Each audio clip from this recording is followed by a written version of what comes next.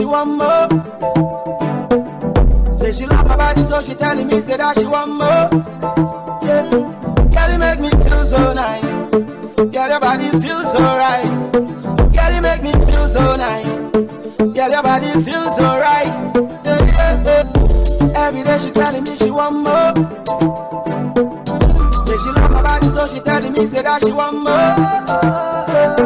Girl, you make me feel so nice. Girl, your body feels so right. Girl, you make me feel so nice. Girl, your body feels so right. Yeah. Girl, I know you say you like my Django. When you wanna leave, I no go and go. Everywhere you wanna go, I wanna go. I wanna follow. Girl, I wanna sample the bango. Say in the summer we go drive in my Lambo.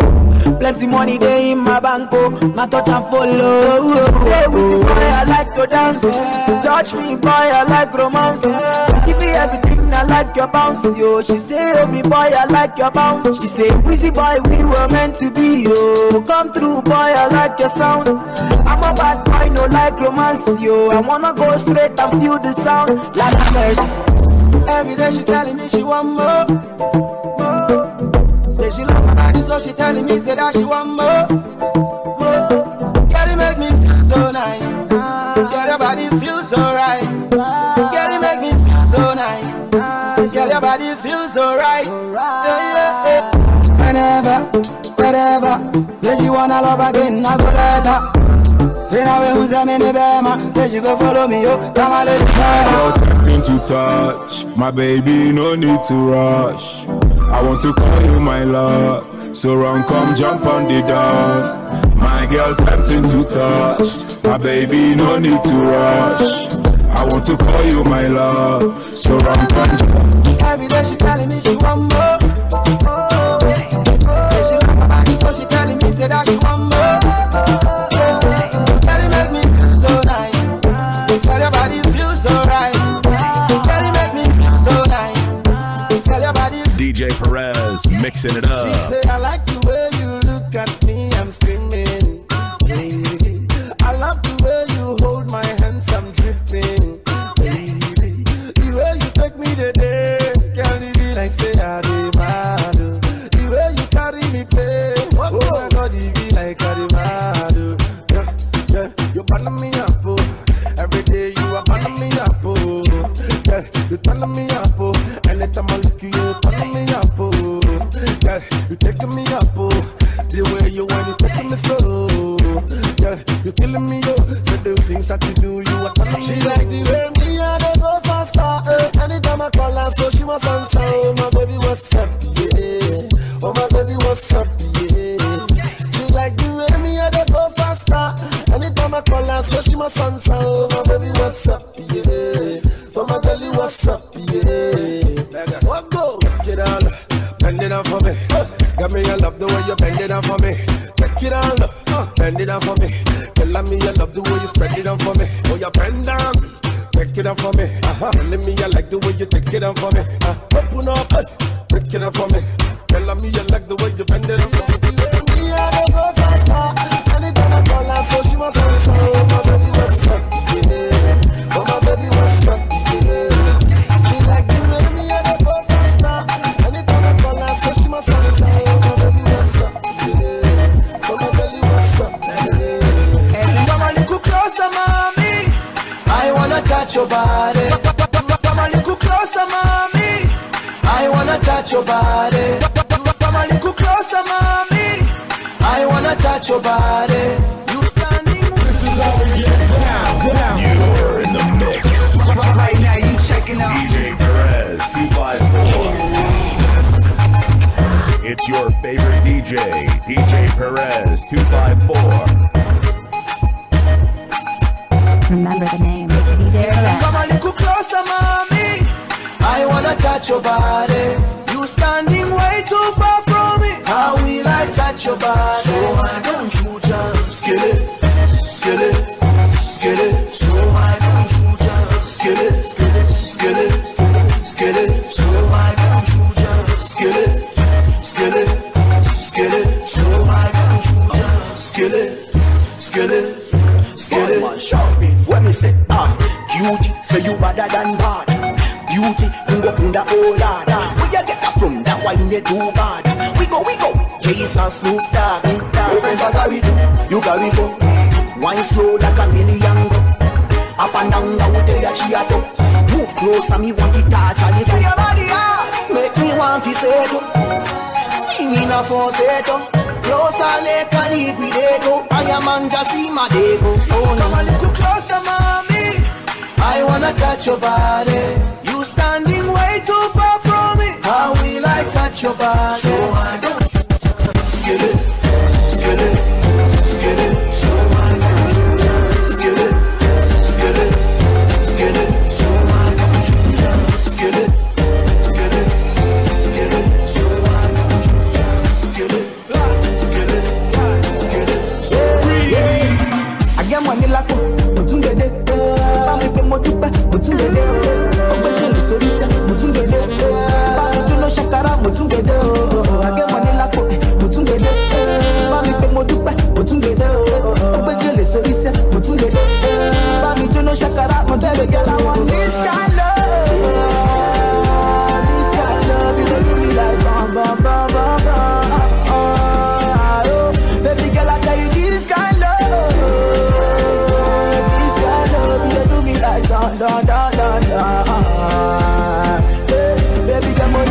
Follow on Instagram at DJEEREZ254. I don't know why your love are the thing with me think about. 5-star treating you give me a girl me not out. Unto you me time yes me gonna devote. L-O-V-E me love you girl full. Anything you want yeah you can order. Me love you me no need another. So tell the girl I'm not to bother. You shout not to bother. You want more than $1 billion. Straight down to Addis Ababa. This kind of lovers taking us further. Nobody tells them. This kind of love. Why? This kind of love. It's an African one. Baby girl, I tell you this kind of love. Yeah, me I like it. Something so. This my African hands them gon' love you.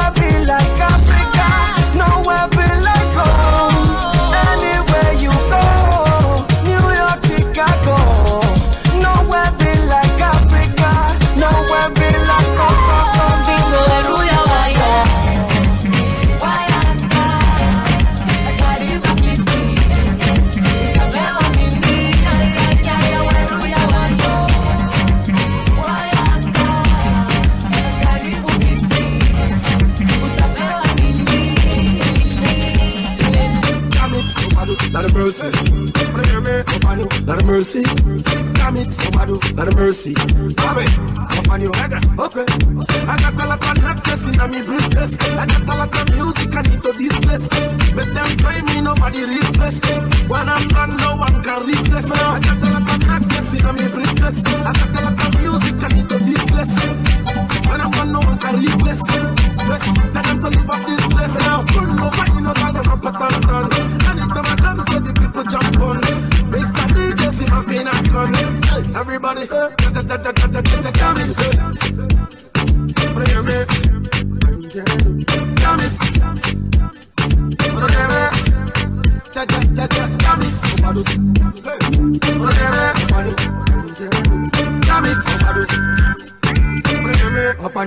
Okay. La bokeje kalo jeje kiyo. Iko keje kalo keje kiyo. Ngalo fight kenyi kiyo. Scatter. Oh yeah. Say, cause exclusive everybody. Come in, say. Come in.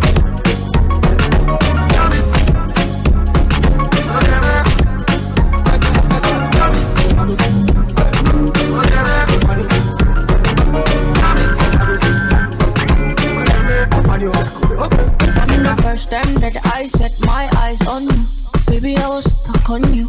I'm on me a cut for you, make my body call for you, all for you. Went back inside my dream to search for you, looking like a dream come true, cause you make my dream come true.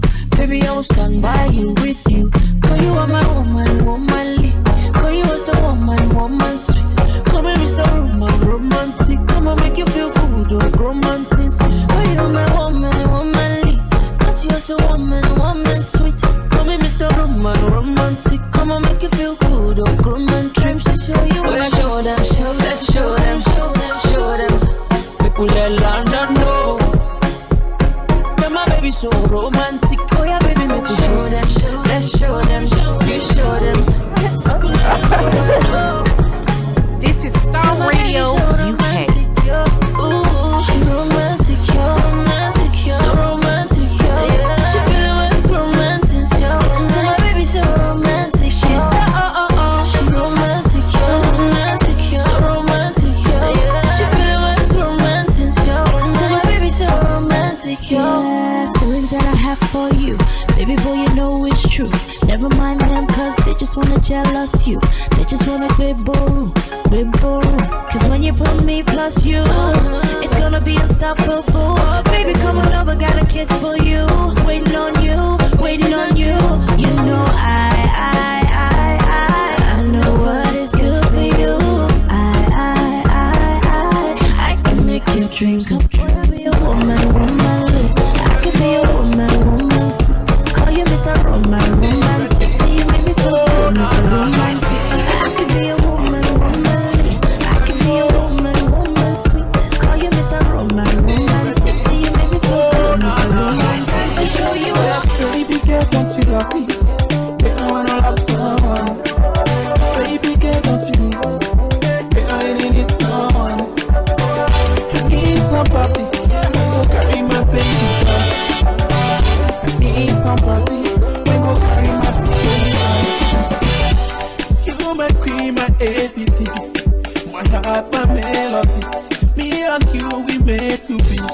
Oh, we made to be. You my queen, my everything. Hey, me looking at your eye, I feel love inside. You look so sweet like a coffee. Sorry, don't go. You my boo and my rainbow. Big booty Congo with me. Baby girl, don't you love me? I wanna love someone. Baby girl, don't you need me? I really need someone.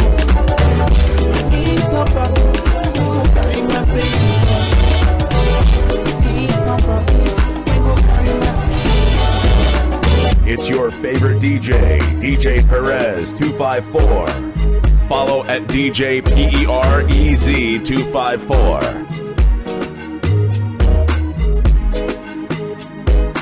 DJ Perez on the ones and twos. I get a girl from my yard, we get big back away, they make me feel amazing, girl. I guess one way they give me things I need. I guess one way they make me feel nice. She slow dance and if you leave I'm girl. I get to wonder one give me keys and leave her. Come on, let me final. This baby baba now. I get well designer. Everything way I give I'm final. I do like wild. Oh, this baby baba now. They want to do this final. When they drop, everybody know they die. This is Starr Radio. This is Starr Radio UK. This is Starr Radio UK. This is Starr Radio UK. All around the world. I was in a tunnel and couldn't see the light. Oh, nah, not again, not again. I've been duped.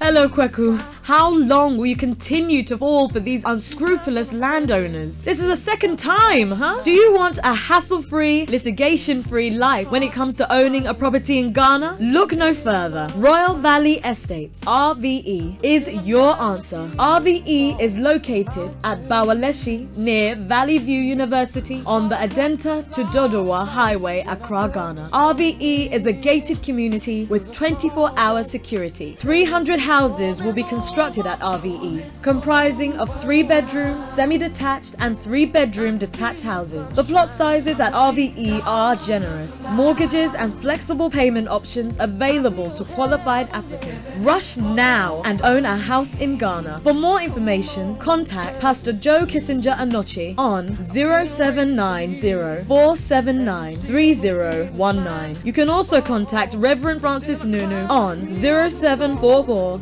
049 4271 and also on 0744 8054930. You can also email him at fs.nunu@gmail.com. You can also visit us at www.royalvalleyestates.gh.com. RVE, a place you can call home.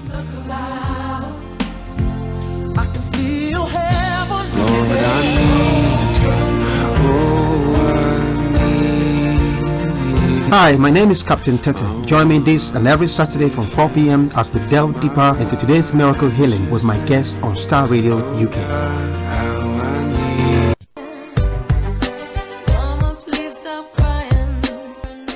Listen to Aunties Mary, Lottie and Regina on the Family Enrichment Programme on Starr Radio UK. This and every Saturday from 6 to 8 p.m. Some people are wicked because don't make it your business going about revealing people's secrets. Don't be a busybody. And some people. Today's typical family is under pressure from various directions. Divorce is on the increase. More and more of the Afro-Caribbean youth are taking to crime, etc. The Family Enrichment Program brings together a team of qualified experts to discuss and shed light on how we can make our families better and stronger. It is said the family can do without the society, but the society can't. Listen to the Family Enrichment Program this and every Saturday from 6 p.m. to 8 p.m. on Starr Radio UK, your favourite Afro-Caribbean radio station in London.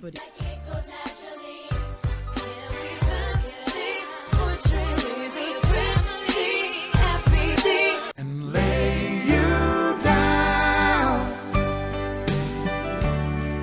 on a bed of roses.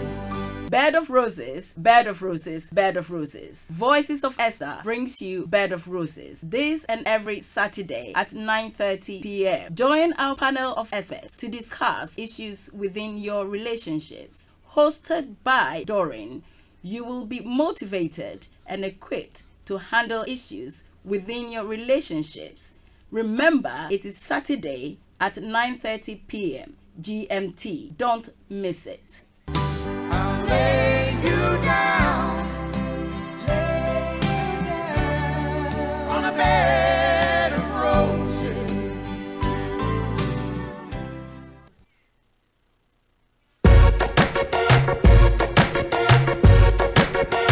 Hello listeners, my name is Ira Lucy. I invite you to join me on the Starr Personality Profile Show this and every Tuesday at 6 p.m. on Starr Radio UK, where I will be talking to experts in their different fields to find out why they do what they do and what makes them exceptional in their various careers. This show is Starr Personality Profile on Starr Radio UK. Remember, the time is 6 p.m. every Tuesday. Download the app from your app store or join me live on all our social media platforms.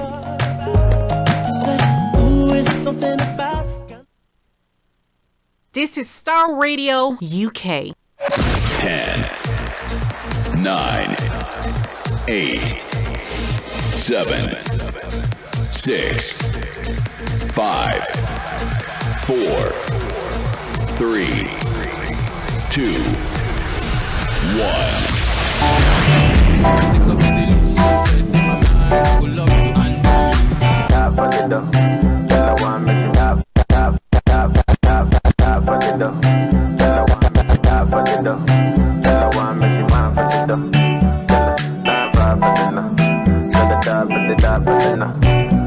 Ghana girl say she want marry me yo.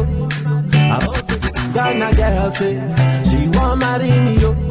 I hope Ghana girl say she want marry me yo. I hope she sabi kukuwache. Hope your love go sweet past the sheet up. Baby girl, I say your body na killer oh. Oh, I get it tired of your body. Oh, only on your body. For the corner, there's somebody made a call. I'm see the wine, I'm see fire for body. And if you follow me, go now, enjoyment go feel. Welcome. Baby girl, you body, girl, the way you wine. I demand over you, girl. I demand over you, girl.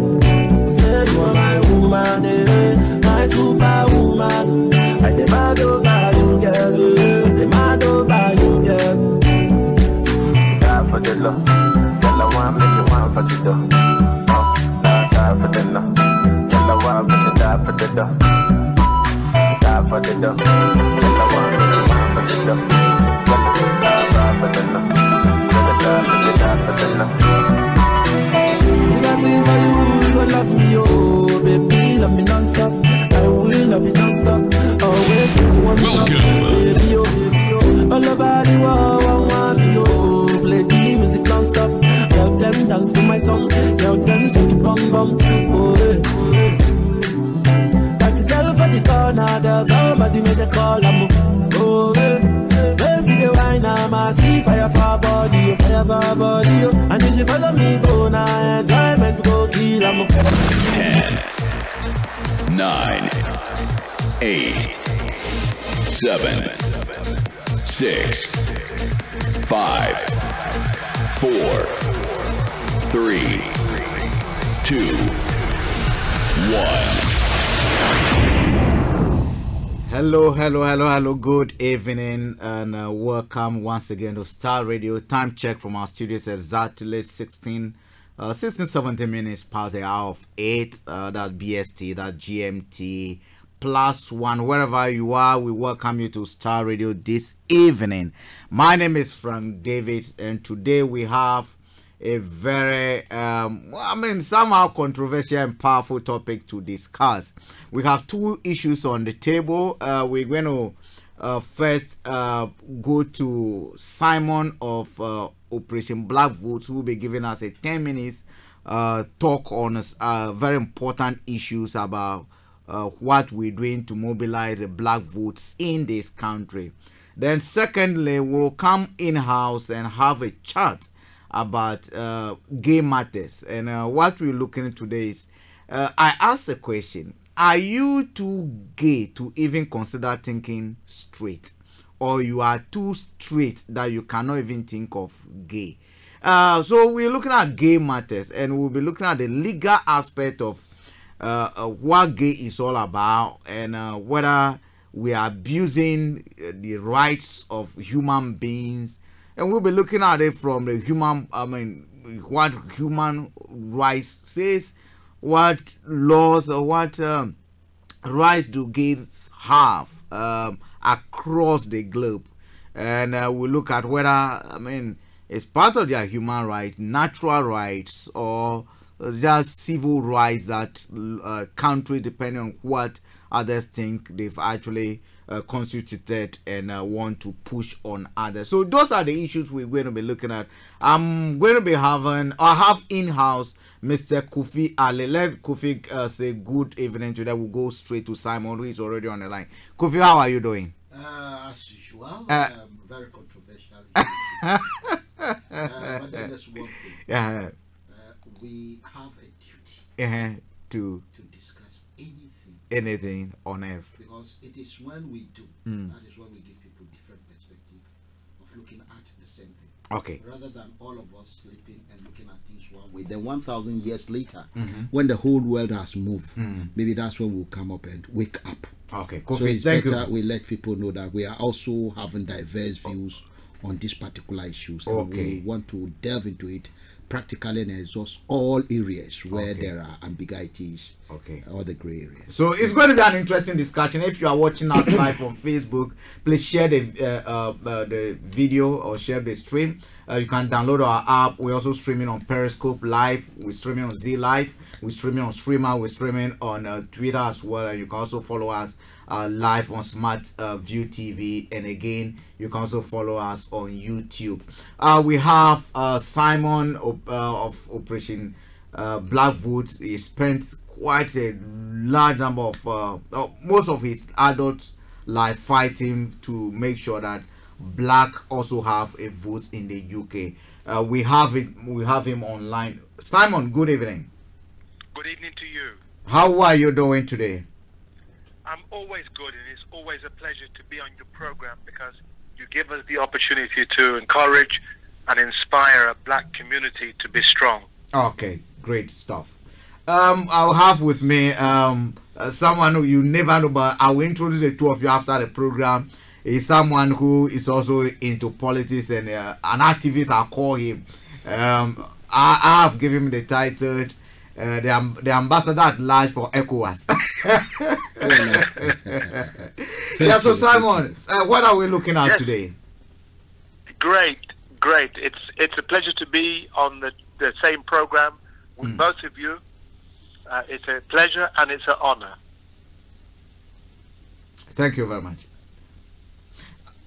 Right, let's hear you. You said there was an important issue. What is first, let's go this way. Well, what is OBV all about? Operation Black Vote. Yeah. Well, first about Operation Black Vote, as you said, that we've been going for decades now, fighting social and racial injustice, and to give our people, African, Caribbean, Asian people, a voice to confront persistent inequalities. But you know, your listeners should know there was a great Black woman who arrived in Croydon in the 1960s. Her name was G. Bernard. And this small but strong Black woman, she walked into Croydon Council and became the first councillor of colour to be in a chamber at that time full of often racist white men. And she stood strong for the Black community in Croydon. Sadly, last year, she passed away. Okay. But in honor of her name, Operation Black Vote is launching a leadership program today for Croydon, in which, in her name, G. Bernard, we will train, inspire the next generation of Black leaders. Okay. So one of the principal reasons I want to come on Star Radio, your program this evening, is to tell your listeners that Operation Black Vote is looking for the next generation of Black leaders. Okay. We will train them to become school governors, to become magistrates, councillors, and sitting on bodies like the NHS Trust. Okay. So I want to tell your listeners, they have only over 1 week to fill in their application, and we will make sure they become leaders of tomorrow. Okay, so they have only 1 week. How do they go about that? I mean, how do they start? Well, I hope they get a pen and paper, and I hope that you read this out throughout this evening. But if they go on to info at Operation Black Vote. Come again. Info, that is the email? Info at OBV. Okay. Info, INFO, at OBV.co.uk. obv.co.uk. All right. info@obv.co.uk and send us their interest, and we'll send them an application form. Okay. What is required of them? The requirement of them is over a 6-month period that they will come in to do some training. Okay. So I think in total over a 9-month period, it will probably be between 6 to 10 days training. Okay. Okay. And some of it will be in the weekend, some of it will be in the evenings. Okay. So hopefully they won't have to take time off work. At the end of it, they will become confident. They will have all the information to become the leaders of tomorrow. Okay. They will go to the courts to see how the magistrates work. They will go into police stations. They will go into schools, and they will learn what it is to be a leader in these areas. Okay. Now, look, our communities know about injustice. I'm saying to your listeners, if you want to be a leader, get a pen and paper. The email address is info@obv.co.uk. And the closing date is? And just say that you heard Simon Woolley on the radio, and you want to become a black leader in Croydon. Okay. And is it specifically for only those in Croydon, or it covers the whole of UK? Assuming someone is listening to us in North London, they want to be part. Sure. Can they also apply? Unfortunately, for those in North London, this is just for Croydon and the area so this of Croydon. Croydon specific. Specifically. Now, I know there'll be people wanting to join in other places, and we will have places in Tottenham. We will have places in North London at some point. But this next 10 days is for the Croydon residents, because that's where G. Bernard came to the UK. That's where she was the first black councillor, male or female, in Croydon. So we have to follow her footsteps. This is in the legacy of G. Bernard. She is now looking down and looking for the next generation of black leaders. Okay, Simon, once again, record the closing date. Yes. So we've got, 10 days from today. Okay. 10 days from today. And if they can do one or two things, they can go onto the Operation Black Vote website, which is www.obv.org.uk. Okay. And they will see everything about Croydon on there. Or they can email info@obv.org.uk. You know, many times we complain about many things that are unjust to us. But now I'm saying to your listeners, now the time is to stand up. Yeah. To stand up and be counted. To show your family, show your wife, show your husband what a leader you are.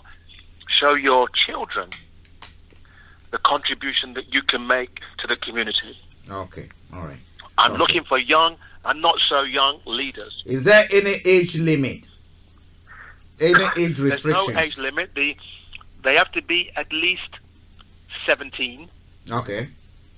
At least 17. But if they're 97 and they want to serve the community, we'll take them too. Okay. Let me get my granddad out. Simon, thank you very much. This is a great opportunity. This is a great opportunity if you want to serve. Okay. If you want to be an inspiration to your family, send in the emails tonight. Okay. Get on the website tomorrow. Right. Listeners, that is Simon, the leader of OBV UK, speaking to you directly. If you live within the Croydon area, this is an opportunity to get involved and be counted. Most of the time we sit there and complain, but to a large extent we have engineered our own exclusion from the system because we do not get involved. This is an opportunity for someone somewhere listening to us right down in Croydon to take action. I mean, it doesn't cost you that much. Act now and be counted. Simon, thank you so much. Thank you very much. Okay. Thank you very much. Okay, thank you. Okay, bye. Right, listener, that was Simon of Operation Black Vote. They've been going for decades now, campaigning to give a voice to blacks within the UK, and it's all about equality issues, and that's exactly what we're coming to talk about this evening. Issues having to do with equality. And what are we looking at, Kofi? We're looking at issues about gay. And the question I asked this morning was whether we are too straight to think gay, or to even consider thinking gay, or we are too gay that we don't even want to hear what those who are straight are saying. Let me just give a bit of background to this, the way we're going to look at this topic. For many years now, we've had people campaigning across the African continent and Caribbean continent, claiming that they've been abused because in one way or the other they perceive them to be gay, or they are gay. We've had arguments and counter arguments where people have argued that gay is a foreign importation into the African and the Caribbean continent. But research has also established that gay issues have been with us for ages, even before the Europeans arrived. Of the 55 countries that we have in Africa, we have 2 countries, for instance, apart from South Africa, that grants a bit of rights to the gays. Nigeria, a country, for instance, and other countries have very strict laws when it comes to the gay issue, and sometimes can even lead to life imprisonment and death. We'll be looking at those specific things as to what individual countries are actually pushing. But I think we've come to a point where over the years, the social stigma that people use to attach to gays, I mean, the acceptance level is increasing. If you from history, from the 1950s, 1960s, even the UK, where protests started that they should grant same-sex rights to people. People have campaigned to a point where in countries like UK, US, Australia, there are kind of forms of variations of what you can call different rights that have been granted to people with the same sex marriage. What is interesting is that just last 2 months, for instance, we had Ghanaians in Canada protesting that they want Ghana government to recognize their rights as gay. Not too long ago, we have other 2 ladies who are Ghanaians, also of Ghanaian origin, marrying in the US. I think I saw it. So, and I had a personal experience where a friend of mine's niece also ended up marrying just a few months ago a lady in the US. And you look at Nigeria, you look at South Africa, you look at all other countries across Africa, the Caribbean, people are migrating from that country. And we've had and complaining that their rights are being violated in those countries. We've had issues and cases where people have been caught in the act, boy on boy, caught in the act in some of these countries.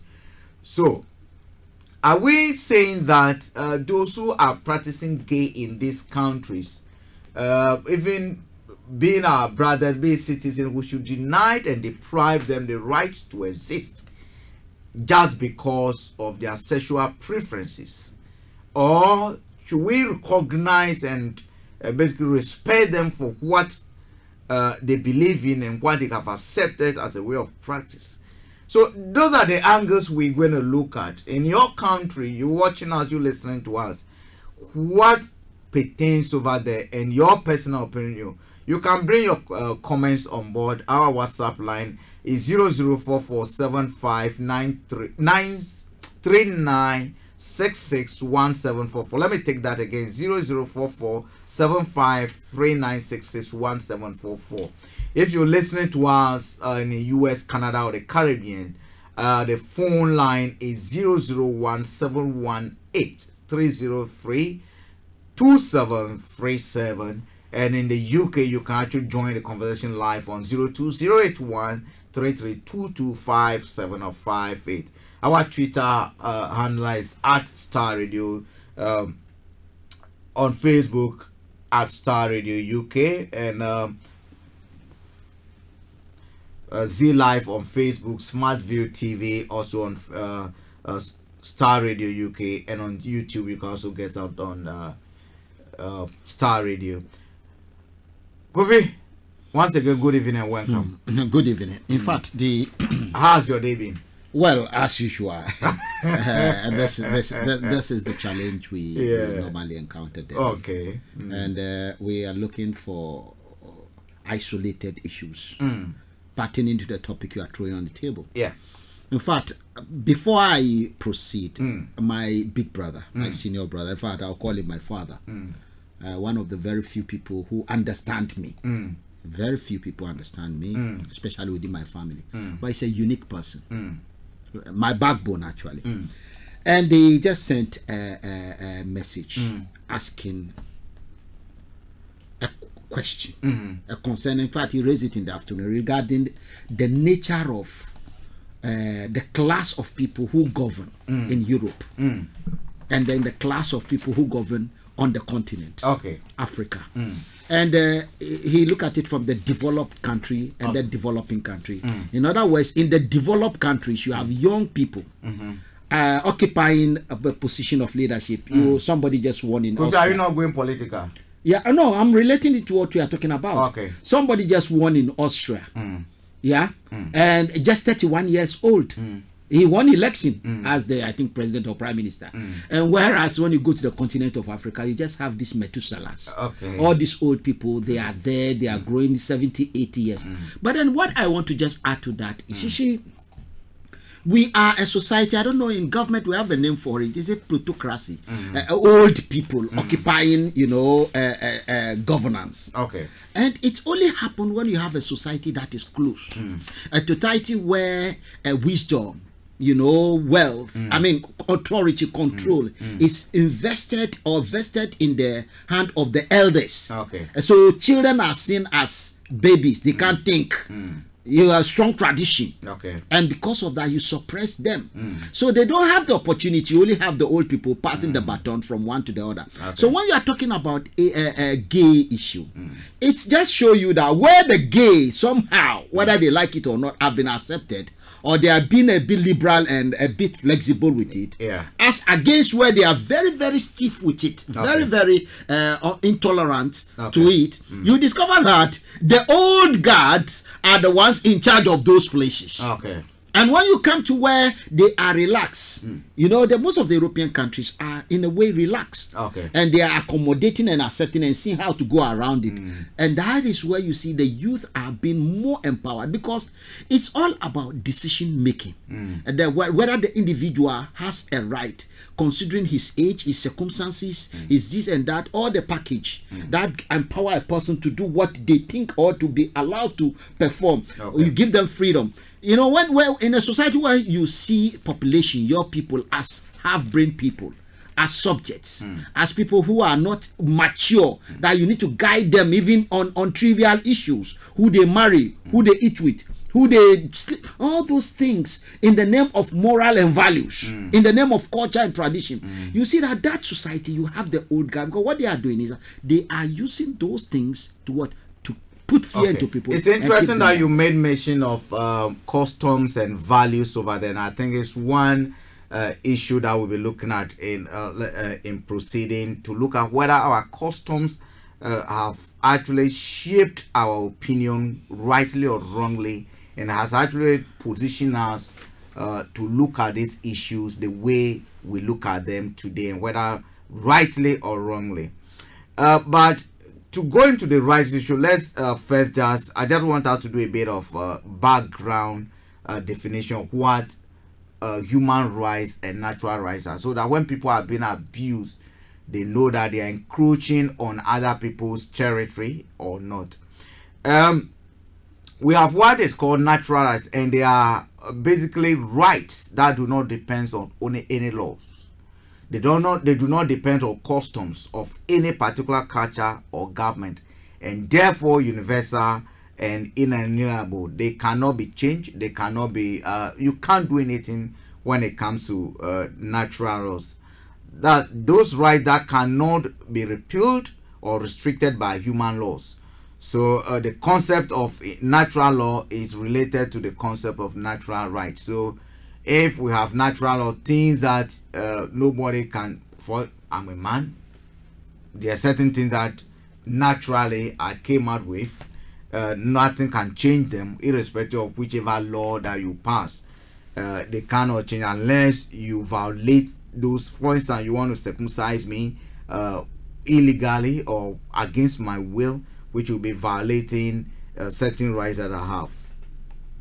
I actually just want to go around this so that people would know that yes, we're talking about gay, but the gays also have certain rights, and those are the issues that we want to look at, especially when it comes to our part of the world.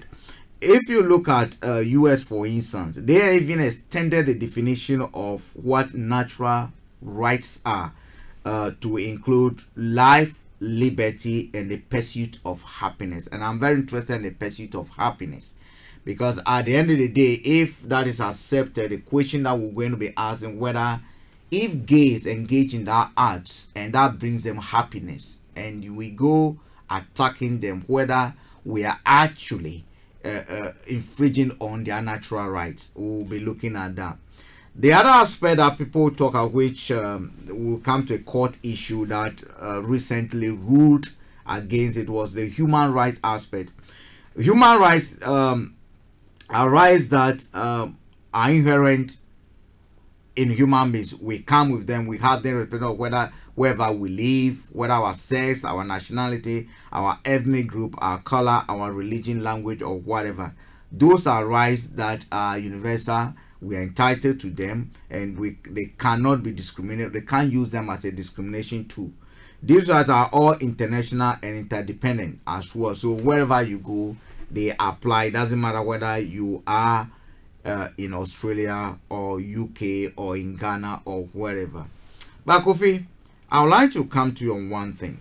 Before we even get to the gay aspect, do you think that our cultures, our customs have actually shaped the way we think, and therefore shaped the way we look at things that are around us, even including the gay issue? I will want to quickly take us back to the concept of the rights you were talking about all along, which is my duty to listen to where you are coming from so that we can have a constructive discussion. You mentioned natural rights, and then the human rights, and then and most of these rights, when you talk about natural rights, it's a bit challenging, a bit grayish. You don't know where to stop. For example, I'm a human being. I'm a human being. I breathe. You can't block my nose. I must breathe. However, I may have a congestion in my nose or a blockage that can not allow me to breathe. And therefore, I will need something or somebody to help me out. I have a blood circulation in my body because I'm a human being. A natural right. The sun came out and I'm outside. I should feel the sun. So this look to me like what we may describe, they fall into that category. But there's one condition. Natural right or human right, they blur. Yeah, they come together. And in they are coming together, we assume and we take it for granted that you say your human right or your natural right, and therefore automatically you have it, which is not true. The circumstances in which you find yourself do determine. When we say something is a human right, in other words, when we say something is your right, it means every right, most rights, 99% of the rights, food, shelter, clothing, and houses, they come at a cost. You have a duty as an individual to go out for them, to get them. But to get them doesn't depend on your ability. They are your needs. So they must not depend. They must depend on the institution under which you are, either as a culture, as a society, or as a country.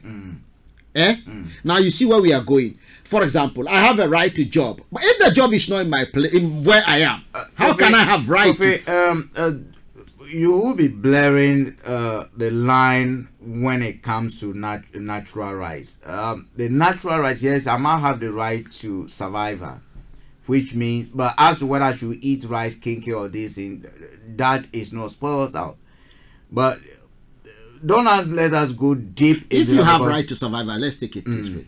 And a group of men, armed robbers, nobody was there. You are there with them alone, in no man's land. Yeah. You have rights to survival. They are deciding how you should survive. They burn you alive. Where is your right? This is why we are saying that your whatever is your right, it must, for example, a baby, a fetus. He is protected by the law of the state where you have abortion being illegal. Okay. So if the mother or the parents should go about to terminate, they can be arrested. And when they are arresting them, they are protecting the right of that child to live. So this is why we are saying that, right, there, you know, you have your needs and your what do I call it, your wants and your needs. In economics, we divide them into wants and needs. Yeah. Your needs are things you must have. You understand? So your ability is not the determinant. Whether you can. In this country, they give them free shelter because those who need it, they need it. Without it, their survival will be challenged. Okay. Because they have right to life. Yeah, there are lights everywhere, so you can't go to somewhere where someone will hide in the darkness to kill you. But again, it depends upon the ability of the one protecting you. Okay. For example, a child has a right to go to school, isn't it? Yeah. Right to education. The parents, if they have the means, they give the child that right. If they don't, the state must step in. Okay. The child has a right to eat. The parents feed the child. If the parents cannot, the state steps in. All right. The right. Let's be bringing it to the issue about the homosexual and the gay rights over here, because we brought those in for us to know that every human being do have certain rights, although those rights can be defined and can be subject to certain, but there are certain rights that we can't do anything, or when you see as being a barrier to someone exercising those rights, you basically crossing the barrier and violating what we can call natural rights or human rights. Rightly said, the human rights and the natural rights are close, and normally we tend to use the natural rights more. But I want to get to a point where we should establish the fact that some of these rights differ from other laws and other rights that have been established, taking their powers from, the constitution, whatever legal system a society has come out with. So for instance, we can have moral principles helping to define certain rights. We can have ethics that help to establish certain rights, so that depending on the jurisdiction that you find yourself in, such rights might be applicable. Such rights are not universal, and therefore, for instance, if we take a gay issue, whereas the gays civil marriage, gay couple will be accepted in this country, de facto marriage might be accepted or might be practical under the laws in Australia. When it comes to Nigeria, gay marriages are forbidden. Okay, so those are the three distinctions which is going to basically the rights that are going to guide. Let me come and do something here. You see, all rights are to control, or the society to decide how a person should live or not live. So until a law is passed on a particular subject, that this is the right of this thing, this person, and we've written a law on it. So Parliament technically go and sit down, look at their need, the challenges of their society, and then pass a law on it. Until that is done, one cannot claim to have a right in that. And that is where there's a question on your conception of natural rights. Yeah, if you have a country where a community can just get up and pick a girl and put her in a hole and then kill her, because there's no law passed on that, that is their own understanding of justice. Until a law is passed, that is justice.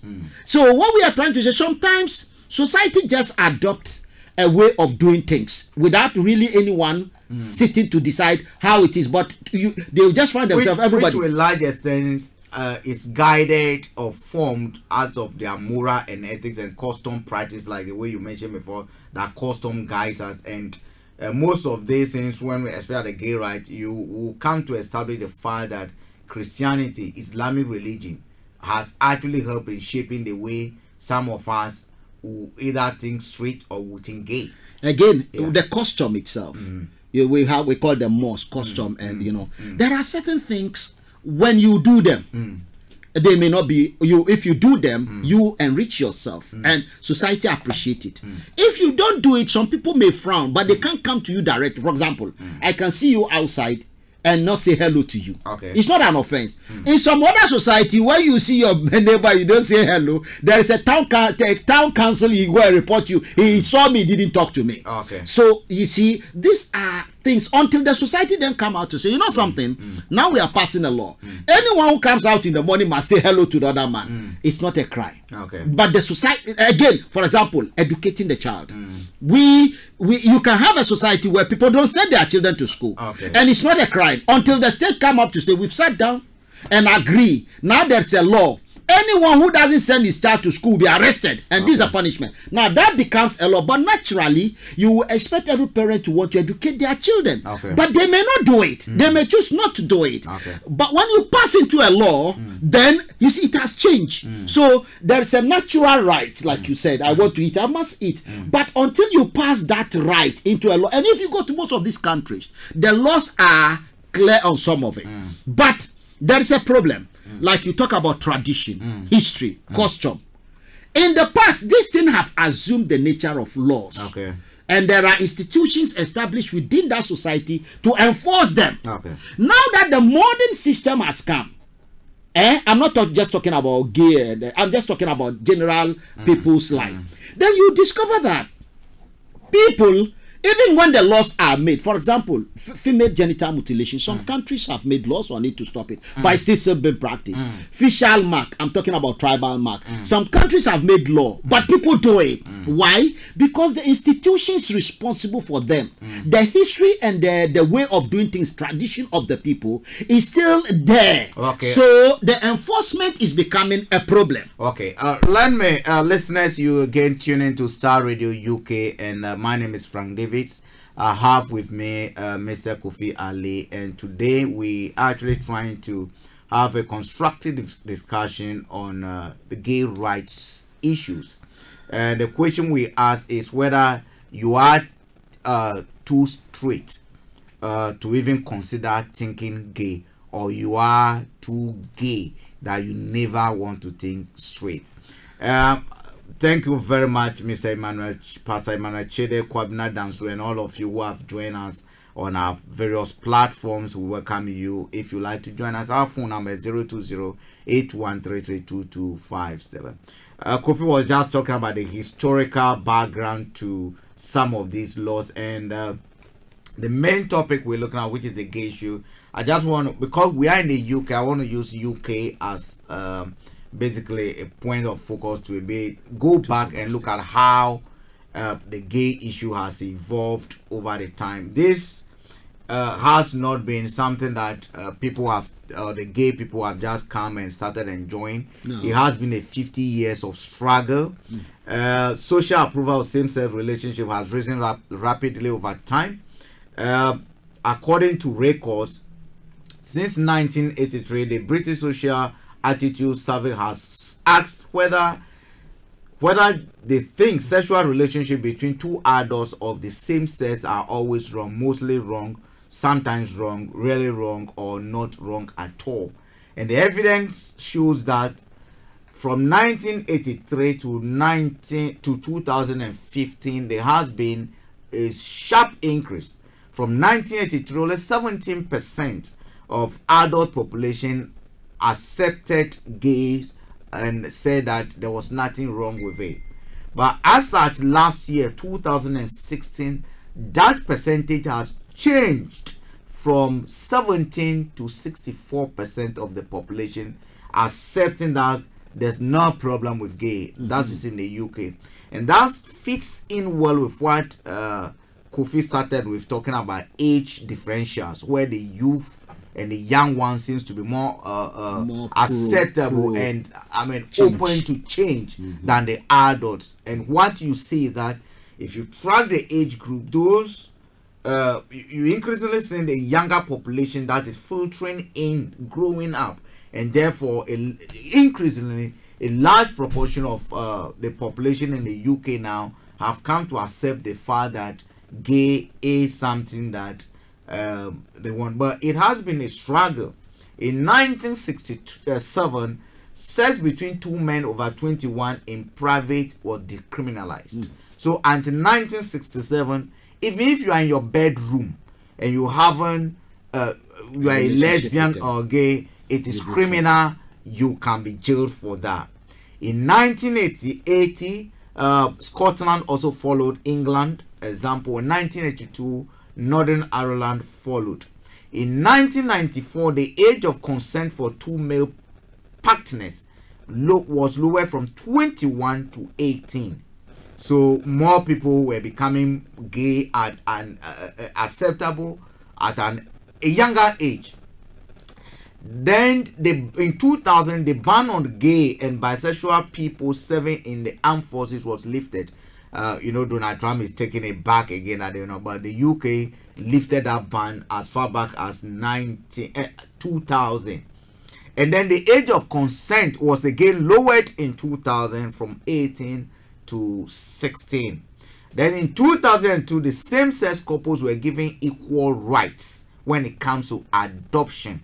So whether you are gay, you can go to a care home and adopt, without any problem. Foster or something like that. Then gross indecency is removed. Gross indecency. So a man and a woman kissing on the street was deemed as gross indecency. Good. And in 2003, that was also removed from the statute books. Then in 2004, a law allowing civil partnership under Tony Blair was passed. And we're just trying to trade the historical but where we are. A long way. They've come a long way. Over 50 years of struggle. It's not been easy. Then in 2007, discrimination on the basis of sexual orientation was banned. So if I come to a workplace and you are not gay, I am not gay. Assuming a gay person comes here and I don't employ the person just because they are gay, it's a criminal offense. If they come trying to rent a room in my house and I do not, rent that just on the basis that they are gays, then you might. Yeah, or even if I'm selling and I do not render my services to them, you recall a gay couple, a Christian couple who were actually in the hotel issue, right? Yeah. So that went on in 2010. Gender reassignment is added as a protective characteristic in equality. So where transgender and other things, you change from a man to woman, they also become, until 2014, gay marriages become legal in Wales and Scotland. So they've come a long way. Okay. Now, Kofi, what do you think about the path they've traveled, in your opinion? I really appreciate that path, and I really admire it. And it's just the reality of life. Take a good case, blacks. 200 years ago, a black man in this country is seen just as good as a dog. Yeah. In fact, the donkey is better because they don't know us. We are real people to them because of certain historical development. Because blacks were taken to US as slaves in good number, and they became citizens after the slave trade and all those things. Yeah. So they started joining the army. When they were fighting this, I think the First World War, some of the whites here cannot work with them. They can't take instructions. It's unacceptable. When they see us in life, they say, out of fear, sometimes you repel something, you kill things out of fear, because you kill either to eat or you kill because you are scared. Okay. So this is how gay, if you look at the history of gay and same-sex and so on and so forth, it's really dark. People don't know. Radio it's scary. Okay. Right? A lot of the things that today is accepted, that the most remote part of this country, you go and you see a black man, even a councillor. We have them now becoming ministers. Soon we'll have a prime minister. That is then telling you that when you get closer to people like the Europeans who migrated to Africa and lived there for them, they then realize that we are not as dangerous as they think. We are just human beings. We can change like anyone else. Okay. In the medieval era, remember, before, the need to because there were so many diseases killing people. There could be famine. There could be so many things that a family may not survive. Okay. So the need to discourage anything that will bring down reproduction and to encourage anything that will increase production. A man marrying more than 5, 6, 7 wives, empowering the man to be stronger so that he can dominate the woman and take advantage of her sexually. Certain things you do with a woman that is right at the time, now they are all criminal. So you can see human beings are coming and factors are changing our ways of doing things. But Kofi, naturally, there are certain things that we cannot run away from. For instance, a man and a woman, a man cannot impregnate another man. Yes. A woman cannot impregnate another woman. Yes. So the definition of relationship is now changing. The definition of relationship before, you marry a woman simply to have children. Okay. In the past. So when you come to have the relationship, there's nothing like so. You don't even have to make her happy. You just go ahead and you see one family, 3 children. You look at them as breeders. They are just not. Even in Africa, it was worse. One man. And if you look at the animal kingdom, indeed, one horse can father a lot of them. You see, and then you look at that time, it was war. So you need people. Okay. But when the world starts changing, we start conquering food. Then we realize that we need to even empower the women too. We need to, so they too started making demand. There used to be a time in this country, women don't vote. They are just as good as the slaves. Yeah. Right? That we started changing the frontier. All because what? Our circumstances are changing. Yeah. And when our circumstances are changing, the way we do things have to change. Now, gone are the days, your only insurance are the children you have. Okay. Yeah? When you give birth. So when I give birth to you, and I'm looking forward to you giving birth to my grandchildren, so that in case something take you away, I have some children to look up to. So my present will not be gone. Then the grandchildren will take care of grandpa because I'm the only one they know. So these days, there's insurance, there's pension. So what you are saying at time and modernity is bringing about how we look at relationships. And we look at human dependency is changing. Okay. So if human dependency is changing, my son cannot come home and say, "Daddy, I am gay." I won't be happy because I want to see grandchildren. Yeah, and I know he's only going to marry another man, so I will be sad. But there's one thing.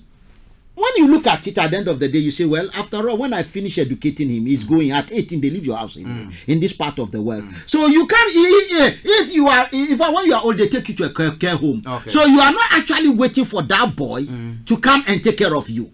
He's moving on with his family. So your argument over here is that the prevailing condition at that time, yes, made it such that all society formed evolve a way and of came out with encourage some kind of laws with the custom laws that regulate the behavior of individuals. So even if the gays are there or the lesbians are there, they will be exorcised.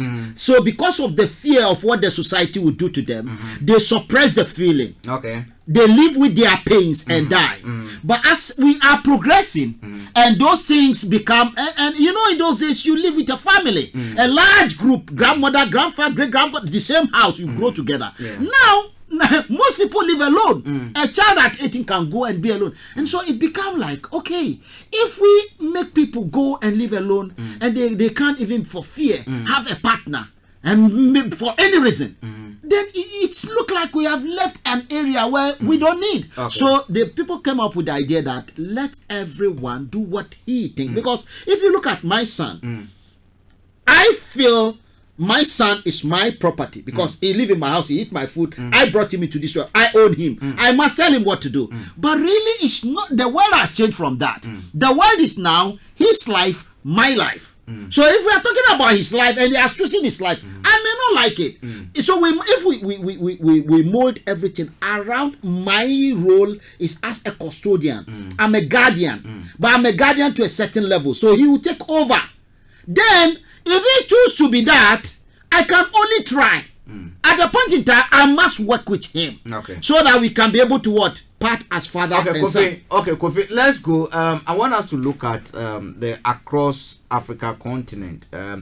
Listeners, once again, welcome to Star Radio. We're looking at gay issues. I call it gay matters. We're actually looking at whether across and within our community, whether we should respect the rights of gays and lesbians, and what sort of rights should they be entitled to, and is it right that we should actually get to a point where we discriminate against them just because of their sexuality? We know Africa countries mostly frown on the issue of gay, but again, we still have people within those communities that are actually boldly not coming out to say they are gays.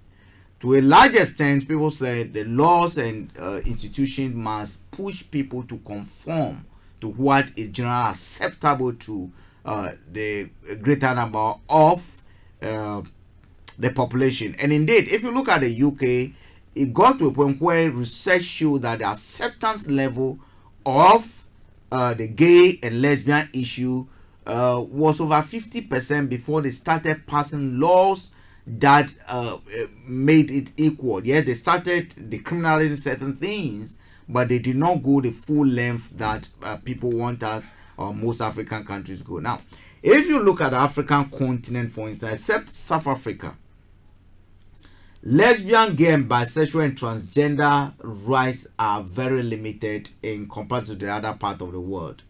Homosexuality is found throughout in Africa continent. People have argued that in fact homosexuality pre-existed the Europeans. Absolutely. Although we argue now, a lot of people argue now that homosexuality is something that the foreigners are putting on us, and to a large extent, those who make those points might have a point, because if countries who help and aid development in Africa are using development aid as a tool or as a weapon to push people to accept when during their countries or within their countries it evolved naturally, but they just want to engineer it using or use it as a tool to pushing governments to passing laws to impose the rights of. I think we are getting that bit a bit wrong. No, Kofi. You see, if you look at the history that I traced about the UK, yes, there was nothing like external forces forcing them, and they were not taking it from someone. Okay, we are taking it. Let's do something. So no, Kofi, hold on. We're taking aid, but the other question we're going to be asking is it right to use aid as a tool to force people, or it should be right to allow the society to evolve to a point where the greater number of people begin to accept the fact that we can allow gays before we change our laws? So if you look at countries like Burkina Faso, Central Africa, they have never had a law to ban homosexuality. Burkina Faso, Central African Republic, Republic of Congo, Ivory Coast, Democratic Republic of Congo, Djibouti, Equatorial Guinea, Gabon, Madagascar, Mali, Niger, and Rwanda. They have never had a law on these issues. Well, for or against. For or it's against. Neutral. No, it's neutral. But since 2001, we've seen a bit of research. Sudan, Southern Somalia, and Nigeria have some of the very strict homosexual laws that you can find on earth. In fact, in Sudan, Somalia, and northern Nigeria, the Kaduna state and the Islamic part of it, homosexuality is punishable by death. No excuse. And in Uganda, Tanzania, and Sierra Leone, offenders can receive life imprisonment for homosexual acts. In addition to criminalizing homosexuality, Nigeria enacted, and that is very severe, Nigeria enacted that was about 2 years ago, that would make it illegal for heterosexual family members, allies, and friends of lesbian, gays to be supportive. So, assuming you are seen in public supporting a gay or speaking in favor of gay rights in Nigeria is a criminal offense. Now, let me come in here. Yes. You see, we need to also x-ray the societies we are talking about. Yeah. When I say x-ray them, look at, and in fact, not in Nigeria, they call it Dandaudu. So they have a lot of them there. Whatever they are telling you from outside, don't take them serious. Now, but then look at most of these societies. They are oppressive. When we say oppressive, oppressive in the sense that if you have a society with either tribal institutions that are very strong and hostile to certain things, or religiously, most of these countries you are talking about are predominantly either Muslims or fundamentalist Christians, right? Where you have people like Boko Haram. So what you then see is that these societies is an oppressed and suppressed society. What the Europeans are saying is, remember, we didn't form these countries. I always remind us, if we know our history, they formed them. The Europeans formed them.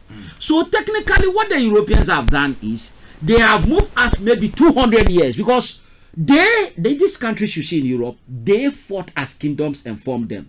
The king of France was killed in 1879, something like that. They removed him. So what we are trying to say are those monarchs, they fight and conquer and take the land, and then they establish the authority and their law. So in our case, we couldn't get there.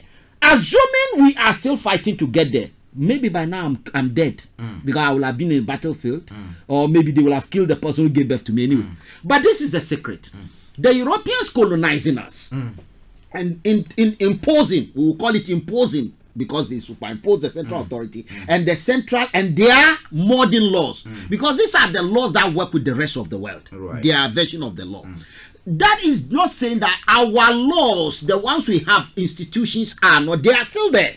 Now these institutions are still educating children to go to school, sit in the classroom, go to MP, go to abroad, but when they come back, those things they call tradition, they find it difficult to stand against it. Therefore, the Europeans are now looking at it. Why do you? It's like human sacrifice. In fact, part of the history of Ghana, the British part of is that human sacrifice was criminalized. It means it was there before, and we have an issue regarding punishment by death, which is, look like they say no, it's only the Governor General who can sentence someone to be killed. But so what we want to bring up here is that if these people are then saying that we have a tradition, Barack Obama is saying, if we follow tradition, we are talking about Victorian era, the way they do things. The king will say, take him away, and your head is gone. We had king here, killing their wives and the children and so on. Right. So, what we are then trying to say is that, if we go by tradition, if tradition is still the same, maybe Barack Obama himself will have been a slave, because traditionally they were keeping slaves. It's a practice that came in, accepted by law, it was legal. It's the same thing they are then telling us, that they are hearing certain stories from where we come from.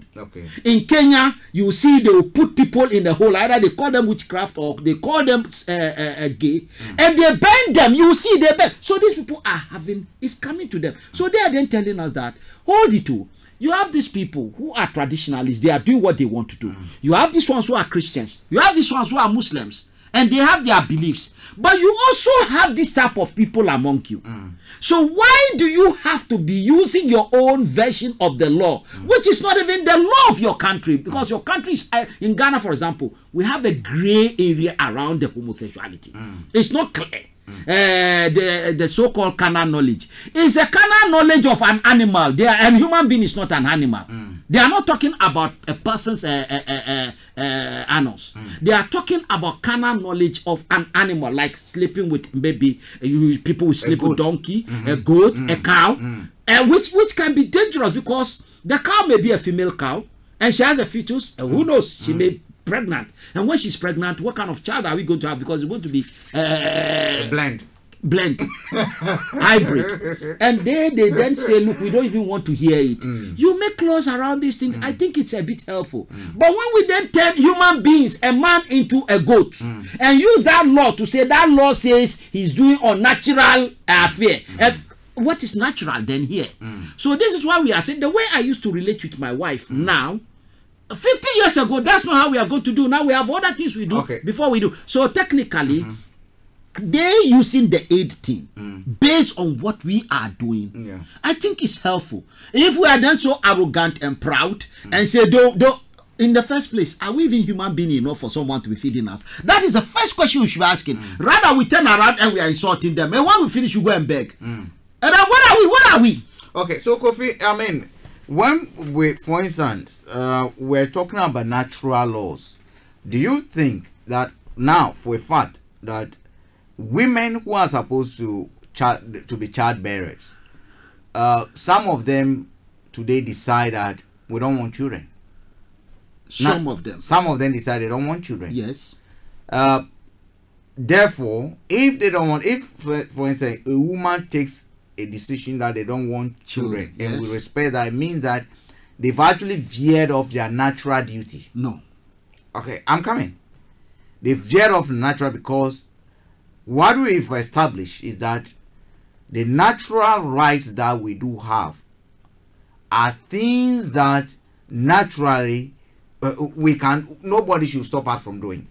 And if you look at our tradition, when where we're coming from, Africa, the Caribbeans, we established that part of the responsibilities of a woman was to bear a child. And therefore, when you are growing up with kid as a child or as a lady, they look at you as a child bearer. Someone who are you getting me? Yes. It was not you didn't have a choice to say whether you want to have a child or you don't want to have it. You must have a child. But here we are today, where across Africa, women can even decide that they don't want children. Okay, right. So are you therefore arguing that there has been a change and a shift in that thinking, that to a point where certain women now do not want to have, they have a decision to make, they've made their decision, it's my own body, we don't want my own life, and therefore the laws that requires them, or that says that okay, if you do something that is unnatural, you're not going to have a kid, and therefore we forbid it, which is one reason someone will say homosexual or lesbianism was forbidden. And now a woman therefore decides now that today, okay, I don't want to have a child. What I want, like the U.S. government to say, or the declaration of the U.S. The declaration of the U.S. independence, they say pursuing happiness. That with my body, instead of going to have babies, I don't want to have a child. All I want to do is to pursue happiness. And the person who can pleasurize me and give me more happiness is another woman. So the argument here is that if that is the decision a woman has taken, we should respect it. Is that what you're saying? I think at the last till there was a little twist. Pursuing happiness. In other words, relationship between... I brought that, I quoted that from the US declaration of what they viewed. It's one of the their condition of your natural rights. I mean, at the time of declaration of independence, that was in the past. Yeah, at the time, no, but it's still because now American Supreme Court have already passed a law on allowing the federal court have passed it. So whereas in Europe they are saying no to it, Americans have passed it into it. Yeah, what I'm saying is that in America, at the time of declaration of independence, they identify certain key things as part of natural should have as natural rights. It's gone carrying up part and of it. One is it, what are they doing with? So whatever, good or bad, 50 years ago, 100 years ago, 200 years ago, decision that was needed and laws were made on them, 200 years into the future is becoming like unnecessary. Let's do something here. Okay. You see, giving birth to a child, we are changing. In the past, at the age of 14, 13, 12, a girl is already given to a man. Okay. Right? We have it in all cultures, not Africa, not Europe, everywhere in the world. children are given out, so that they will start having children on time. Okay. And they will know the man on time. Some of them, you go to hospital, you see them, they've broken them, they are bleeding, they are human, they have been destroyed, and there's no good medical facilities to help them. So this is where, when society is changing, at that time the woman don't go to school, right? She doesn't need to work, she doesn't do anything. The man can have 10 or 20 of them in a room and be fathering babies. And when the children are old, he doesn't need to get them jobs. They do nothing. But now, when you have when you are going to you start going to school, you see that we believe that when you have a society like China, they made a law, and the law was that everyone must have only one child. At the revolution, 1958, they made that law. And the reason why they made the law was that the population was just booming. They wanted to control population. Not just to control population. Of course, they are controlling population. But you see, there is an instinct in human being, like we're having in Africa today. When people are insecure, like mosquitoes, they give like fish, they give birth to plenty children. But when people start becoming secure, and which security that comes with certainty, that I won't die, my child will live. Why do I have to give birth to 10 children when I know one disease will not come and kill all of them? Yes, there's car accident, there's aeroplane accident. So and then there's education. She want to keep her profession, so she don't want to be left out. And if you have had a child before, you realize that sometimes you can be wake up in the midnight. This child doesn't understand normal thing, especially when they are fresh. And you want to go and watch TV. You are watching TV or you want to sleep so that tomorrow morning you go to work. You do it until they are 18. They are dependent on you. So most women are looking at this. Now you see that in Europe, the population is struggling. The old age are not dying. The labor force, the middle class the middle age, the labor, the working age, they are migrating into now they've reached the retirement age to 65. And then the younger ones are not giving birth. Those the working ones are busy working. Because they are not giving birth. Are becoming gays, aren't they? It's not about gay. In Germany, the Angela Merkel said they have given them holiday to go home. Every 1 o'clock, go home and make babies. They pay them. In Russia, they pay them. They say make babies because the population are no more there. Because the younger ones are not. And it's happened again in China. Now China has lifted the law, the ban. Now you can have 2 or other things, and then the state will work with you if you can look after them. If you can look, and then you can see with 400 million people out of poverty, with the increase, they are really striding. Then you realize that we should be addressing challenges of poverty rather than sitting down to say we want to really deal with gay. Why should gay be the first thing on our mind? Because we are just oppressing the people. So what we are looking at here is that our priorities are highly misplaced. We have to look at, you see, first of all, for a person to be able to have an open mind and achieve, they must look to themselves and they must believe in themselves, and they must be responsible for what they do. In other words, they can even take risk. The Wright brothers who were fly aeroplane, if their father was there, he would say no, especially if it's the African father. He will stand there with stick and gun and say you try it. But these are free people. If you look at this part of Europe, the churches are closing down. In fact, where you are coming from here, you talk about our community. Actually, you are talking about the community of migrant, first generation of the children of the migrant who are still listening to their parents. But when you talk about the third, fourth generation of blacks in this country, they don't think the way you think. So what you are doing is that the culture from where you are coming from, where they are hostile to liberty, where they are hostile to what we call the right of the citizens, that the parents hold on to it. Because if you are older, you go away, who will look after her? I don't know, you see a blind woman on the street of Lagos or Accra or Sokoto. She's blind, she can't see, and walking on one leg and struggling, but yet she has 6 children. And she gave birth to all of them because one of them may survive and take care of her when she can't go and beg anymore. So what we want to do here is that the problem by which we are saying women should be giving birth, giving birth for what? Listeners, once again, thank you for tuning in to Starr Radio. Time check from our studio is exactly 22 minutes per the hour of 9 BST. That is 22 minutes per the hour of 8. That is GMT, wherever you logged on from. We're looking at gay issues on this platform. The numbers to call is 02081332257. We've actually been looking at the historical background of how the gay rights have progressed in their quest to establish or to claim what we can call their own rights, and whether those rights are something that we should grant universally. We've also been looking at how some of those opinions are formed, the opinion that we formed in our communities, whether our culture, our religion, and we'll be coming to the religion aspect a little bit. We've looked at how Britain, for instance, historically moved, and one thing that we can accept is that opinions are changing. Formerly, nobody there in Ghana, in Nigeria, or come out to say that they are gay, but today we can hear people arguing that they are gay. There's a school of thought that thinks that this is an importation from the West. What's the other thing that is something that has been reversed, but the customs and our cultures actually suppressed those voices.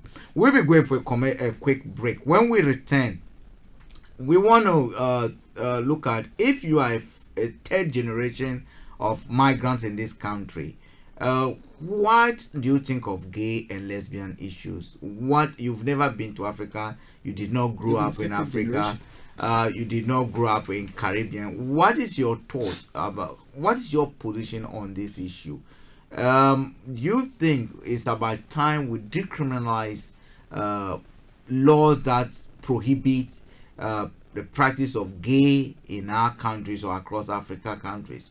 And don't you think again that Britain and other countries that are trying to use aid as a tool and as a weapon in pushing out to accept gay as a natural human right, they should allow us to evolve to a point, if in 100 years time the people who come before us think that at that time it is right for them to pass laws to accept that, they will do it instead of forcing us. Don't go anywhere. Tell a friend to tell a friend. We will be right back after this break. The Prasad's Automotive provides affordable, high-quality after-sales service to Bentley and crew-built Rolls-Royce cars, charging only 60% of main dealer labour rates. We offer health checks, servicing, diagnostics, air conditioning servicing, four-wheel alignment, pre-purchase inspections, brake repairs, engine removal repairs, and dent repairs. We're a team of highly skilled engineers. David Prasad was employed at Jack Barclay for over 27 years. At the Prasad's Automotive, we have the knowledge, experience and facilities and equipment to deliver excellence and quality to our clients at a personal level. I believe I overcome. My Journey, your one-stop destination to the supernatural on Starr Radio UK. What's the hidden truth or mysteries behind the supernatural? Do angels exist? Is healing and miracles for today? Can I hear the voice of God? What's the secret to their success in ministry or calling? Can my eyes be open to see beyond the natural? Can I operate in the gifts of the Holy Spirit? My Journey is your one-stop destination to the supernatural on Starr Radio UK. Join your host, Captain Tete, at 4 p.m. on My Journey, your one-stop destination to the supernatural. I was covered in sin and shame.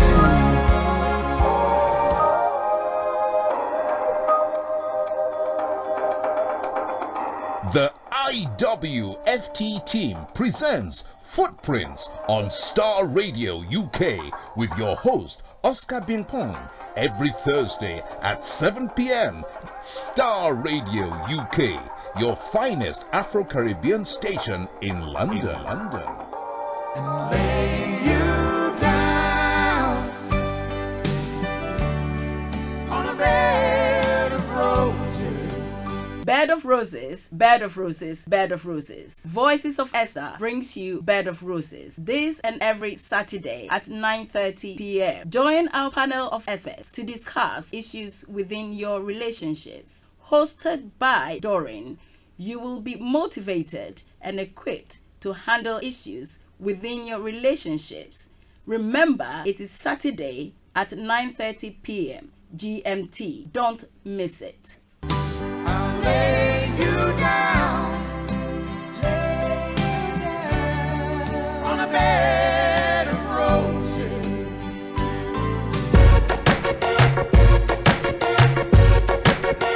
Hello listeners, my name is Ira Lucy. I invite you to join me on the Starr Personality Profile Show this and every Tuesday at 6 p.m. on Starr Radio UK, where I will be talking to experts in their different fields to find out why they do what they do and what makes them exceptional in their various careers. This show is Starr Personality Profile on Starr Radio UK. Remember, the time is 6 p.m. every Tuesday. Download the app from your app store or join me live on all our social media platforms.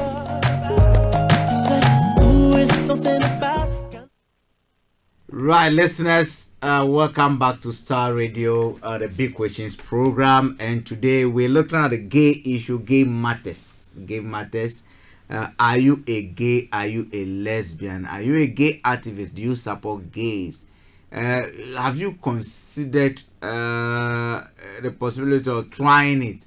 There's another one that has just crept into the language. There's a gender fluid. Today they feel like they are women. Tomorrow they feel like they are men. You know, so those are the issues that we're looking at. Kofi, before we went, we're looking at a lot of issues pertaining to how our people are being treated. Now, let me go straight to this point. Do you think tradition, Christianity, customs, to a large extent, is what is controlling the way we think? Absolutely, yes. Tradition, custom, religion. And very unfortunate, we have a country where when you are inviting people to TV stations or radio stations, they don't mix them. So that you have people who have a different view. They bring the people who are anti, so all of them are coming to talk against it. The ordinary person is listening. And if you do that, you are misrepresenting opinions, because you are there to inform. Come out with the fact. Now let me do something. I did not get up one day and start feeling a gay should have a right or those other. No. Or I didn't do it because some Europeans or Americans think it's right. No. Initially, I'm just as good as any of you, if not bad. My workplace, if I see you are one, initially I do talk about it, and people will be telling me that, hey, here you don't talk about that. When you go into a toilet, I will not use that toilet. If you drink from a cup, I won't touch it. What changed? What changed was I realized that the more we work together, my boss is a gay. I remember we went for a training. She's one of our trainers, and we need to. She's an ex-police officer. We need to, you know, we're physical contact. And let me confess, they are very nice people. To be honest with you, there is one. I can't even understand why a person with a Pakistani background is also a gay.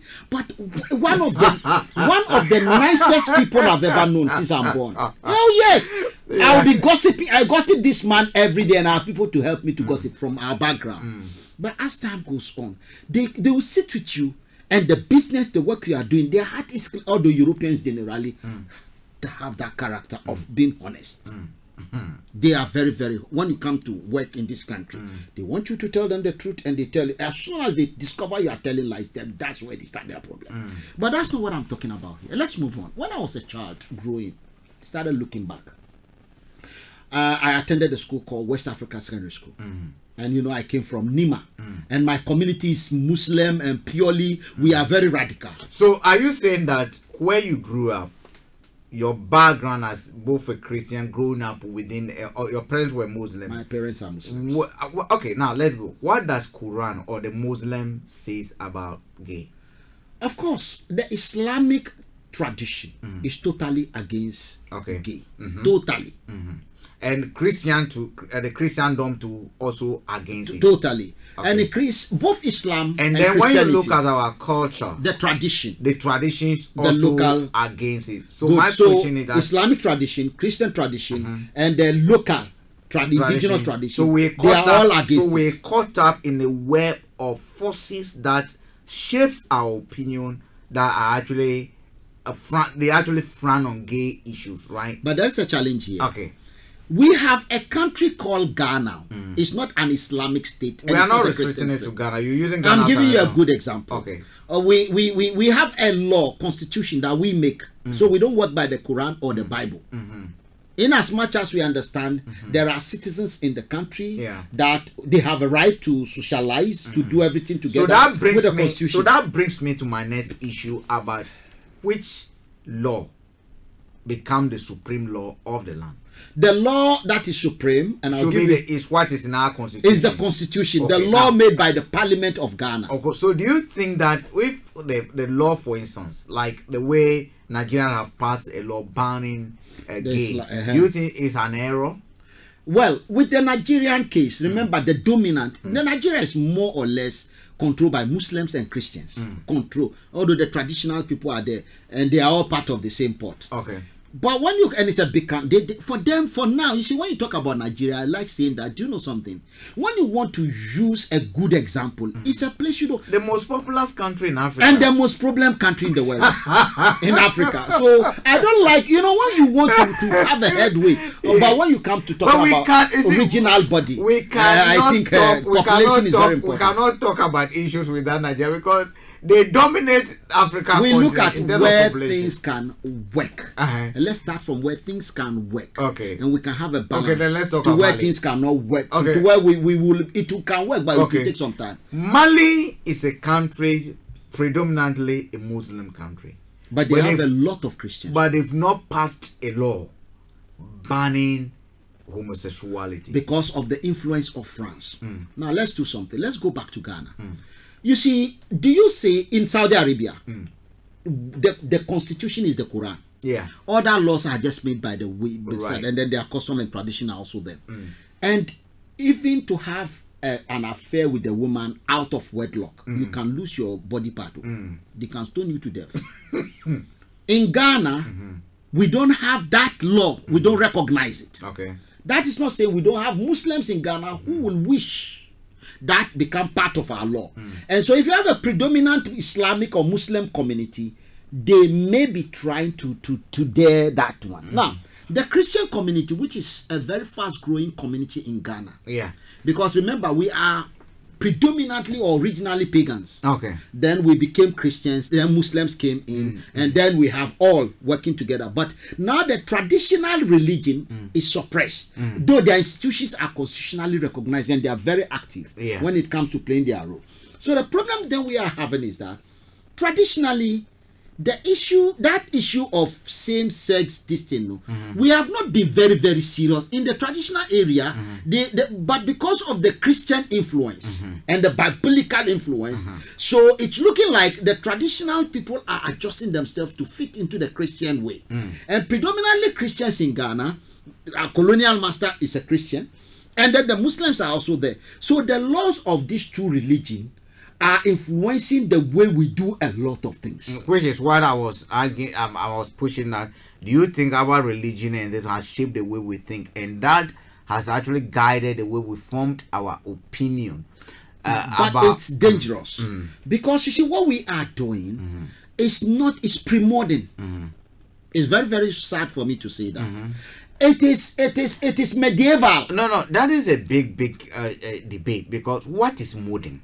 Let me tell you what is modern. What is modern? Fine. What is modern is, you see the electricity issue up there. It's just something human being has evolved. But there's a lot of cultural related activities. There's a lot of traditional related history and a lot of things to it. Political change, as people have changed to do that. And therefore, we don't do it. If you go to where we come from, we don't even produce pain. But don't because does that make it our modern? tradition has not evolved to the level of those things.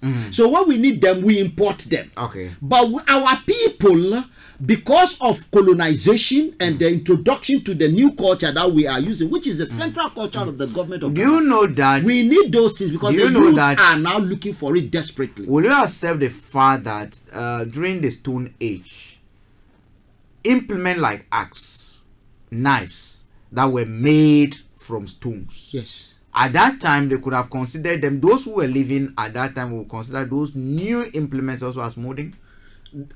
at the time. They will consider it as tool modern. they made at the time. If you want to fast forward what happened at those time, because those were revolutionary. There were things that were not in place. And then they evolve it in their society and they use it. So and at that across time, across the world, they were the standard. Okay, so because of that is their modernity. That is their level of civilization. Okay. Then now what we are talking about, the human race has moved very, very far. Technology, a lot of things that we do now. In the past, we don't have 95% of our women, or 85%, they do cesarean. They don't give birth to children naturally anymore. So you can then see that things have changed. Hardly do you go to our community without light. Electricity is everywhere. Without it, we can't survive. Radio, television is everywhere. So technically, what we are saying is that culture we used to have, and the way that culture was doing things, the culture was evolving. It's catching up. If you look at it now, the way Muslim and Christianity, if you look at them, they evolved. They came through so many changes. Yeah, they have. They came at the time, but each time, then whatever they do, for example, when Jesus was going to Jerusalem, I learned he went on donkey. He rode into Jerusalem on donkey. Is that not true? Go on, yes. And he went on the sea on what? On a canoe. Is that not true? Yeah. If the same person, if somebody should do that today to go onto the sea, he will go with submarine or a very large steamer. Again, probably Jesus wouldn't have traveled with a donkey, maybe a limousine, or he'll be traveling by plane. So what we are then saying is that the things that are available for us today has made us a different type of people, right? And because of that, then you go to the culture that we are talking about, that is molding us and telling us the tradition and so on. That is conditioning us into what we are doing. When you go to the area where they are farming, of course, they are human beings, they must farm, they must have toilets, they have their own version of toilet, they have their own version of schools. You will see that in fact they have light, because they have a way of making light. They have implements to work. But when you compare it to the modern implement, Coca-Cola, the machine for making Coca-Cola that our children need today, they are far, far, far behind. And therefore, you can't call them modern. They are not modern. They are not even pre-modern. They are far, far away. So this is what we are saying, that if we are dealing with the central government of Ghana, the real government that has got parliament, has got military, it has got navy, that the president go to United Nations and talk to the whole world. So we have got a currency, central bank, we've got roads, we've got airport. You are then talking about a people that are with time, but behind that thing you see are the ancient ones, and they are fight. So there is two culture fighting themselves. And therefore, when we are talking about this gay issue, if you go to the Netherlands, hold on, let me just say, Azosia Akoto Bonzo says, so I'm really enjoying the program. Thank you very much. Is it Madam Akoto? She's appreciating what we do. Thank you very much, man. And I have a lot of comments here. I mean, after this comment, you will read some of the comments. But I also have some comments coming here. We'll read them and we'll continue. So you see what we are doing. Let me give you a good example. When you go to the Netherlands, they have the red light, and it's not only in Amsterdam; it's all over. A practice that we feel is sacred. A man must have his wife, not going after women, and women must be decent and have a partner with a decent relationship and reproduce. In Netherlands, it's commercialized. If you then look at our religious book that are shaping our understanding of tradition today, you discover that maybe our country should have been burnt in hell. Netherlands will have been burnt. They are not burnt. In fact, they are one of the highly developed society. And when you go there, children are taken care of the way they have to be taken care of. So these people who are doing the work are also checked. There are medical doctors working with them. Now, my problem has been around this gay. I also have a little problem. I have it's not a serious one. It's around prostitution in general. Which I think in a country where you have 13-year-old girls doing prostitution, boys and girls, why should a boy be a prostitute if another boy is not taking him at 13 years old? What are the parents? Where are the parents? The parents are jobless. They are in the bush. They just that's an area. I mean, I think if we delve there into extend, let's look at rights. I think you have some messages. If I read them, and I'll read this one. Let me not for now. Okay, not for most now. of them are just okay, fine. The other thing that, because we're coming close to our time, so in your opinion, should gay people have the same rights as married couples? Should same-sex couple have the same rights as opposite sex couple? Then the question is, in this part of the world, what is right? Council house. Then when you go to the council, they ask you, are you alone or you are two? You can't go and tell them I'm living with my friend. Okay. Because a man living with a woman will say, I'm living with my husband or my wife or my children. Then they'll give you a place, isn't it? And in fact, to a large extent, gays even have more rights than people who are in civil partnership or co-dwellers and cohabitants in this country. Good. Yeah. So technically, what you need, it will determine. In this country, things where in Ghana, we don't consider, even when they are right, they are just right on paper. Here, they are practical rights. So, for example, when you die, who take your will? You have to be able to, and then you must say what is your relationship. And therefore, when you remove the gay rights in marriage, that couples enjoy certain things, benefits. You understand? So the whole thing is just not about living together. No. In this country, you can be alone and you have a stroke. Nobody is there. Okay. So when you have a partner at home, he can call 999. So the issue now is that it extends beyond what we call the notion of marriage, or the traditional conception of marriage, or what we will call definition of marriage. Now it is expanding beyond that. Then marriage should not just be looked at as a man and a woman coming together for the purpose of childbearing. No. Marriage is no more about childbearing. What to you is marriage? To me, it's a relationship between two people. Why don't we just call it relationship then? No, you can't call it relationship because let me ask you a question. No, I'm coming. Yeah. If two couples are together, a man and a woman, let me throw it back to you. Because you seem to be very good at throwing it at me. If two man and a woman are together and they didn't have children, they choose not to have children, but they are couples. Will you call them marriage? Is it marriage or not? They can be cohabited. Cohabitants. So they can't go and do wedding. They can do it. Fine. Then let me tell. Then apart from when a man and a woman are married, what exactly should be their right that the man and the man married? This is the way I look at it. Marriage is a conception that is enshrined in law. Which of the law? The law of this country. No, I'm just saying in general. No. Just hear me. So, for instance, you become married couples just because you have someone has witnessed it. So it has been registered. If you go to Australia, for instance, marriage will have to be witnessed by someone for it to be qualified as official marriage. Now, if a man and a woman are living together, they can live for the rest of their life. Okay, if you take a person for take a classic example, Lester Campbell, the former Spain daughter for Tony Blair, was married. They had 3 children they were living together.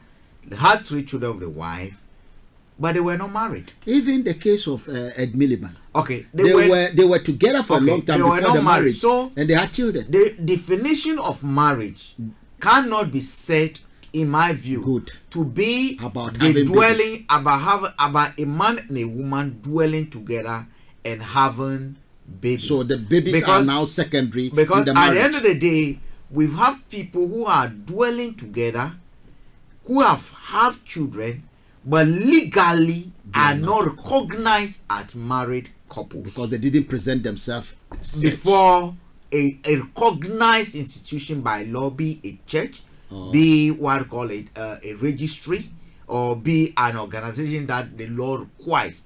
So definition of marriage has a legal connotation. A legal connotation to it. I get me.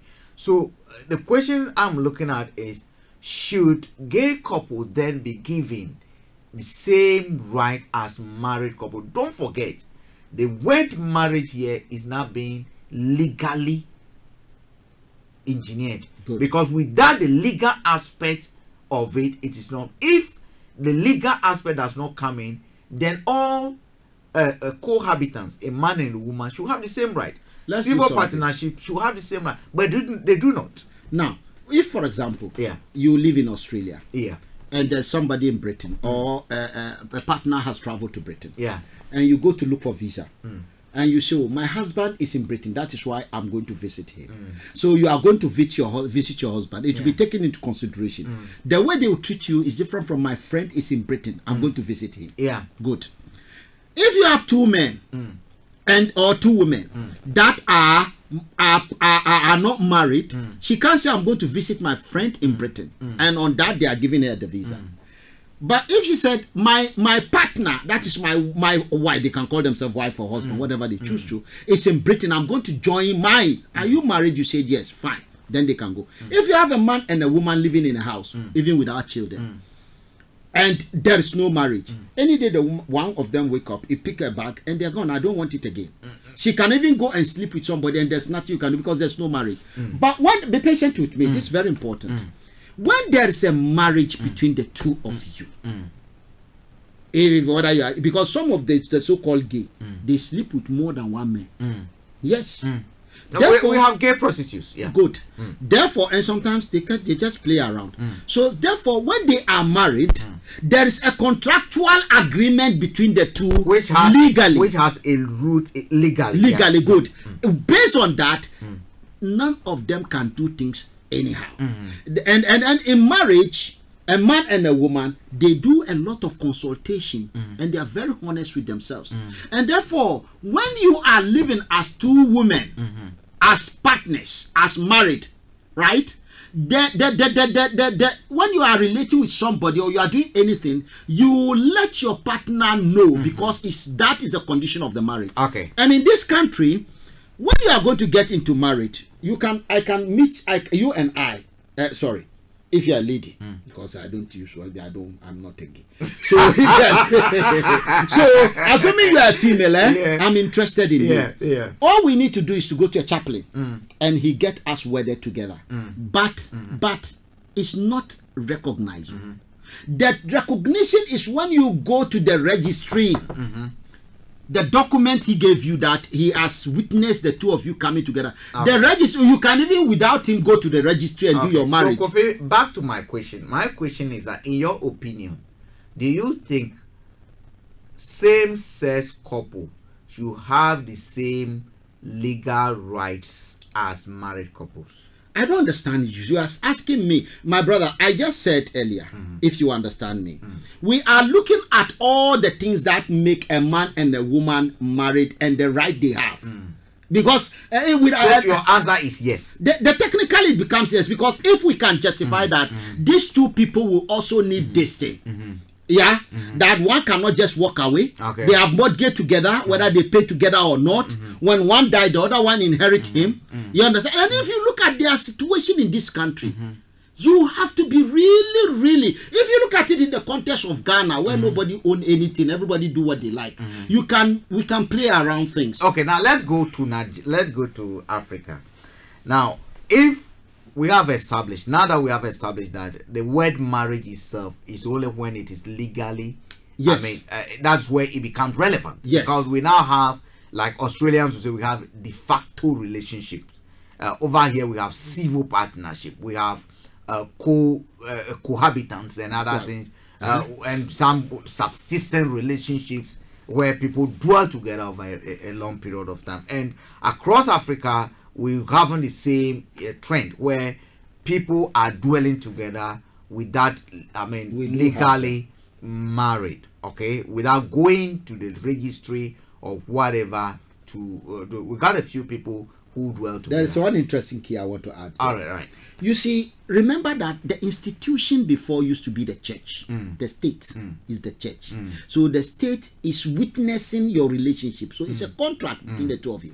Then it moved. So in our own tradition, the tribal institution, the chiefs and so on, they were the judges, they were the court, they were the soldiers, they were the accountant, they are everything for the state.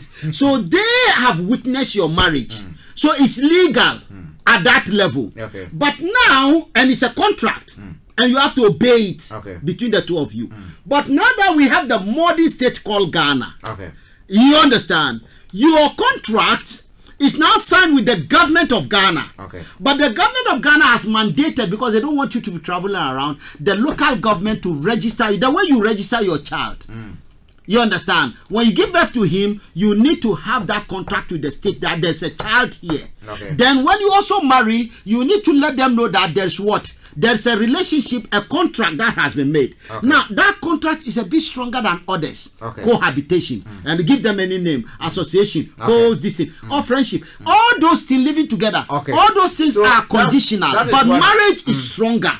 That is what I'm asking. Do you think that same-sex couple who appear before an institution that is empowered and legally allowed to witness the contractual unionization of two people, be it a man and a man, or a woman and a woman, a woman and a man, do you think once people have appeared before such institution, if in the eyes of the law, they should be given the same rights in Africa? They may not even need to go to anyone. They should just go to the, for example, local government. So you can go to church and have your church members to do a mosque. And your imam will bless you in your own language. But when you finish, even with the one for the imam and the church, you still have to go, because the one they need in the embassy for you to travel with your wife is the one issued by the local government. Traveling it's the one given by the local government. So the gay, they should go to the local government straight and register themselves. That's where the law does not allow them to marry. Now,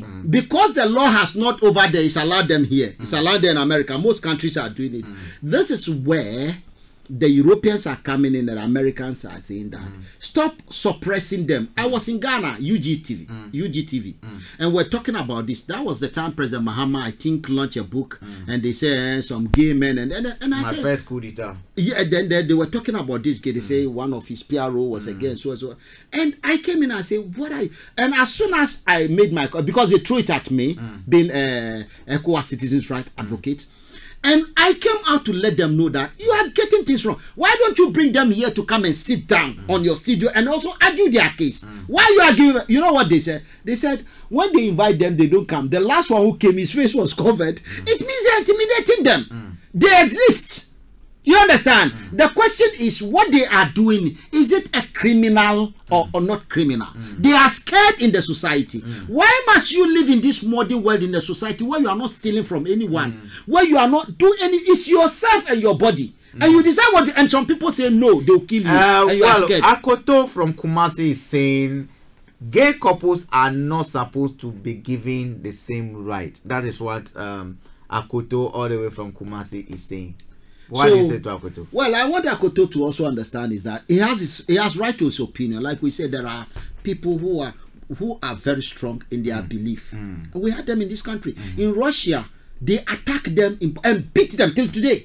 If you go to Russia, you say you are gay, it's not funny. You go to China. So it's not something that we will expect everyone to embrace it. But we hope with time. What we are just saying is that we should stop. The Constitution of Ghana has given every Ghanaian the right of freedom of expression and freedom of association. So these people should not be attacked and intimidated. When you are doing that, you are taking the right the Constitution of Ghana has given them. You are taking it away by your belief. You see, I have a saying that the truth of today may be the lies of yesterday may be the truth of today. True. And the truth of today may be the lies of tomorrow. And that's how they've always been. Life has always been like that. We change. So if today we believe in something, why do we want to be killing ourselves in what we believe in, rather than saying that, you know something, I disagree with it, you eat your pork, I eat my meat, fine. As long as you are not putting your pork into my Do you think gays should be allowed publicly in Africa? They are there. They are there. I asked publicly. Why should they hide themselves? From who should they be hiding now? The Christians and the Muslims? From who are they hiding? The question, I want to say public. Who is the public? The society. No, the public is there the are law. Public places, then there are private places. My brother. Do you think so when you say it shouldn't be allowed, who should arrest them? Is it the rogues on the street or the police? The police. Now, ask me a question. The law of Ghana has not criminalized that. Okay, so in Nigeria, where it's criminalized? I told you about Nigeria. When you go, it's a country you don't start with. They just want, let me be honest with you, the law they pass, they are only rebelling against maybe America. How about Somalia? Somalia. Do you know how many people just died there? In Somalia, they don't even vote. Do you know they don't vote for the election, yet they have a president or prime minister? What they do is the clan head vote for them. I won't take that. And that's why in ECOWAS we are saying we want to vote ourselves. I don't want anyone to vote for me where I have to vote. So what we are saying, you see when we are talking about people evolve. And some people are a bit behind. If you look at how far Ghana has come, and Nigeria has come. And Nigeria is a very complicated society. Leave them. Nigeria, when they catch an arm, when they say I'm robber, they kill him instantly. Is that the country you are talking about? Leave them where they are. you all were doing it. In Ghana, we are becoming very, very stiff on it because they are learning from the Nigerians. But notwithstanding, Nigerians are good, Ghanaians are good, This is Senegalese Starr are Radio good. UK. What we are saying is that societies are complicated in a way. Okay. And everybody, even the Europeans and Americans, understand that the African countries must be given time. But where the gray area is, it's not even the time. Who should tell anyone what to do? You're educated. Go and make your law. You elect your people. In fact, in Ghana, when we are voting, gay is not even part of what we discuss. But when we finish, you know. Now, this is where the problem is. We are saying that people must be free to discuss what they want to discuss. And everyone must be allowed to come and express themselves. Let me tell you something, my brother. I saw twins, children, the same mother, the same father. Okay. And one was behaving like a girl and they are supposed to be boys. Okay. When I was young, there is this boy, we go to Saito, he wear the uniform we wear. But you cannot differentiate this. But when we are playing football, you will see him there. Everything the girls do, he's with them. So you think he should have... He walk like one! What are you talking about? That one is a girl. I don't know why they wear Saito uniform for him. And I hate him so much. If I had a chance, God forbid, I would have killed her. Do you know the secret? I have one girl. To talk to her is a problem for me. I love this girl. This girl was pretty fun. She's like heaven to me. Okay, hold on. We have Shola Ademola.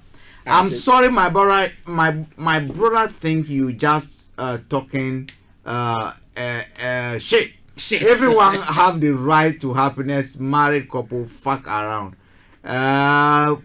Whoa. So what is he trying to say? Is this with me or Shola, please come again. If people are free to do what they want to do, so he's trying to side with me. Yeah, probably. As long as we do things in a decent society, and we understand there are viruses around, we have HIV. That's why I said both boys and girls. We don't have to encourage this. The problem I see and the challenge I see is this. I do think that introduction of certain things and acceptance of certain things within a culture has been timely. If you look at the history of gay issues in the UK, if you have told the people who were actually 50 years ago, 50 or 100 years ago, 50 years it will be a different story. It will be a different story. So in my opinion, I do think that forcing a society to accept things that the majority of the people frown on, that is where the challenge is coming from. I personally, this is my personal view about gays and lesbians. I do not have a problem with gays. To be in fact, I've had friends. But this one when you are discussing, they don't know what I do have What I do have a problem with is when they are forcing the society to change laws when at this present moment the majority of the citizens of those particular countries frown on it. I do think that with time, it might become something. How many people will they have killed before that time? We said we are saying that there are some rascals in the society that are taking the law to them. And let me add a little. And that is why we brought the issue about human rights and natural rights. But I do not accept, and I will not second anyone who go to kill, what they are doing, murder someone just because of their sexual orientation. In fact, I'll go out further and say that if you are gay, do it in your privacy. Do not bring it to the public. Well, we have people who even go sneaking into people's house. What they are doing, they watch you from the window. But let me do something. Watch you from the window. Oh, in Ghana, they have time. Let me do something. They don't mind their business. Yeah. But let me do something. Okay. You know, we need to be very careful. Yeah. Our politicians are letting us down.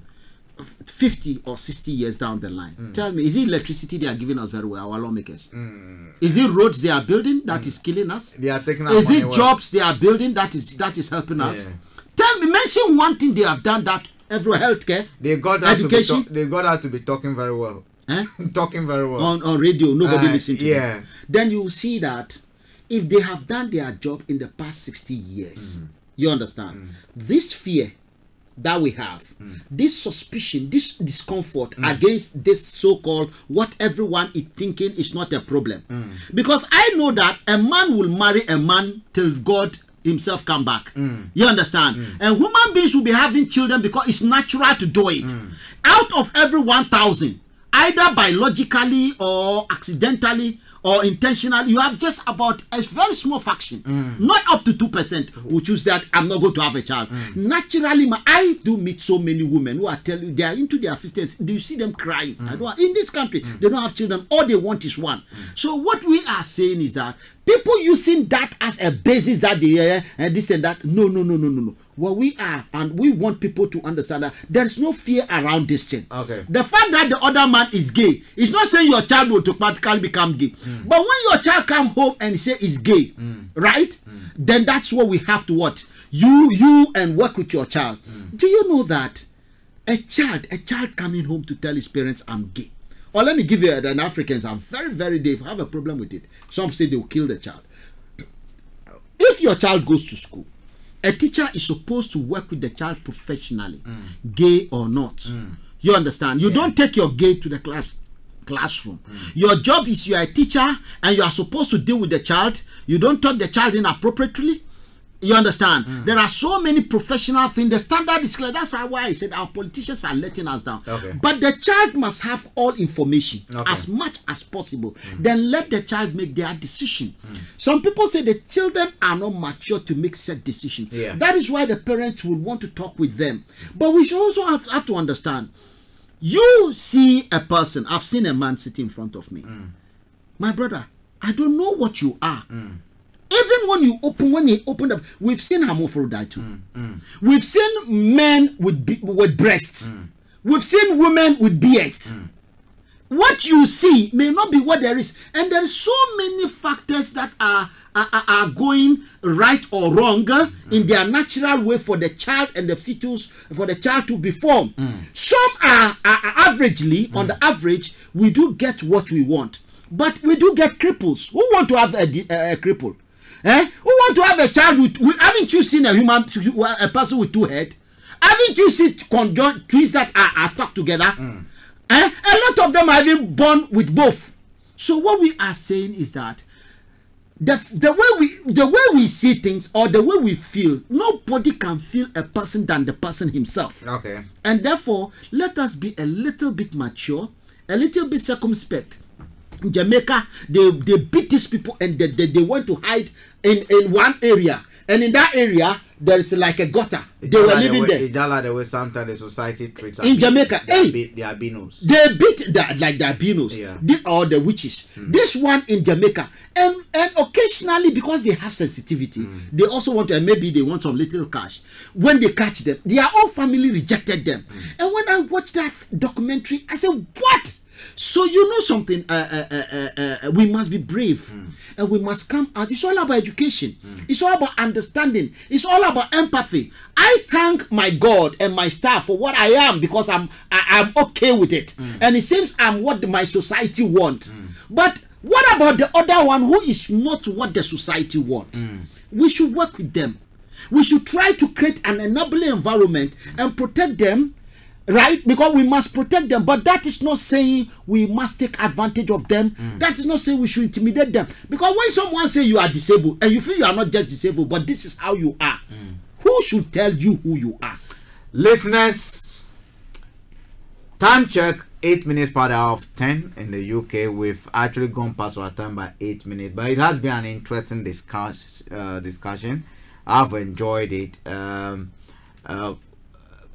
One thing that we should run away from is abuse of others just because we disagree with them. We've been trying to establish over here that time changes. I am not going to abuse any gay. I am not one, and I don't want to be one. And I wish you'll be arrested anyway if you do it here. You can't do it in Ghana and get away with it here. No. I'm saying I'm not gay, and I'm never going to be gay, and I don't want to be gay. Yes. But the fact is that I also do have people I know who are lesbians, and I do respect their rights. I do not think that we should see gays and lesbians within our community are demons that are actually attacking Armageddon, Sodom and Gomorrah is coming and then try to attack them and kill them.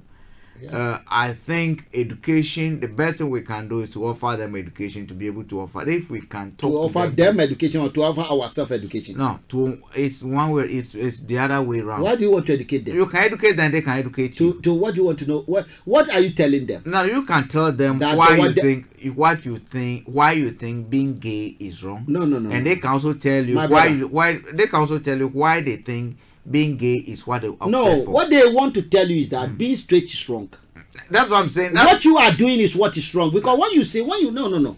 It's like you have taken it on their side and you have become the judge there. No. You are what you are, they are what they are. Why do you want to educate them? The question we ask is, are you too gay to even think straight? Remember the Bible said, thou shalt not judge. Or you are too straight to even think gay. So whichever the way, we all have to educate ourselves. The gays must educate us, and then we also have to educate them. Are you That's sure? the other way. Yeah. Because if you look at it now, what do we? If someone tells you, I mean, he has to educate you. No. For what he is, because you know what you are. He can educate me. Because sometimes they tell you, today I feel like a woman, and they new term gender fluid. No. You see, that area is what we are joking. The reason is that, you see, it's like we are judging them. No, we're not. Yeah, when you want to go and somebody's eating his Afrcan or his bushmeat, and you want to go and stand on him, so you are the health and health officer. The food you are health and safety officer. The food you are eating is poison, right? Technically, he should tell you to the food you are eating is the poison. That's one.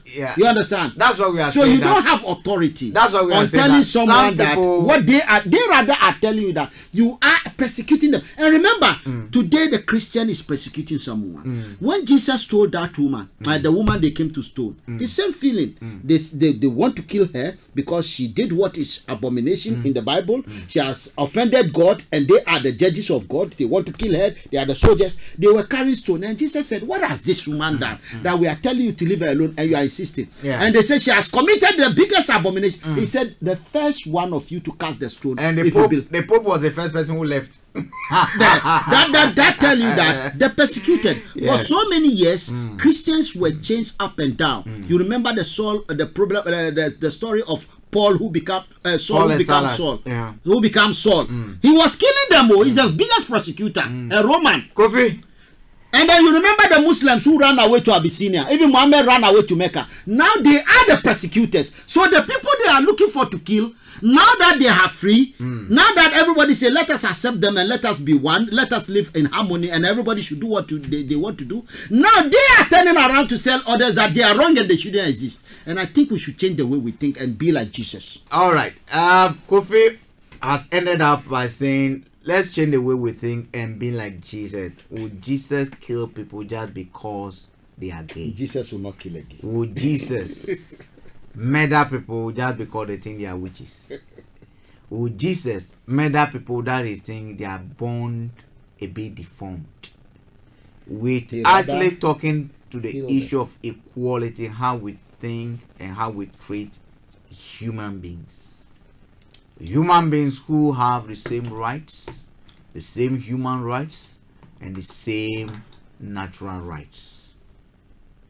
How you feel? I said to myself, if I were born and when I was growing up, the society has told me that the form in which I am, my physiology described me, or I'm qualified to be called a woman, probably I will call a woman.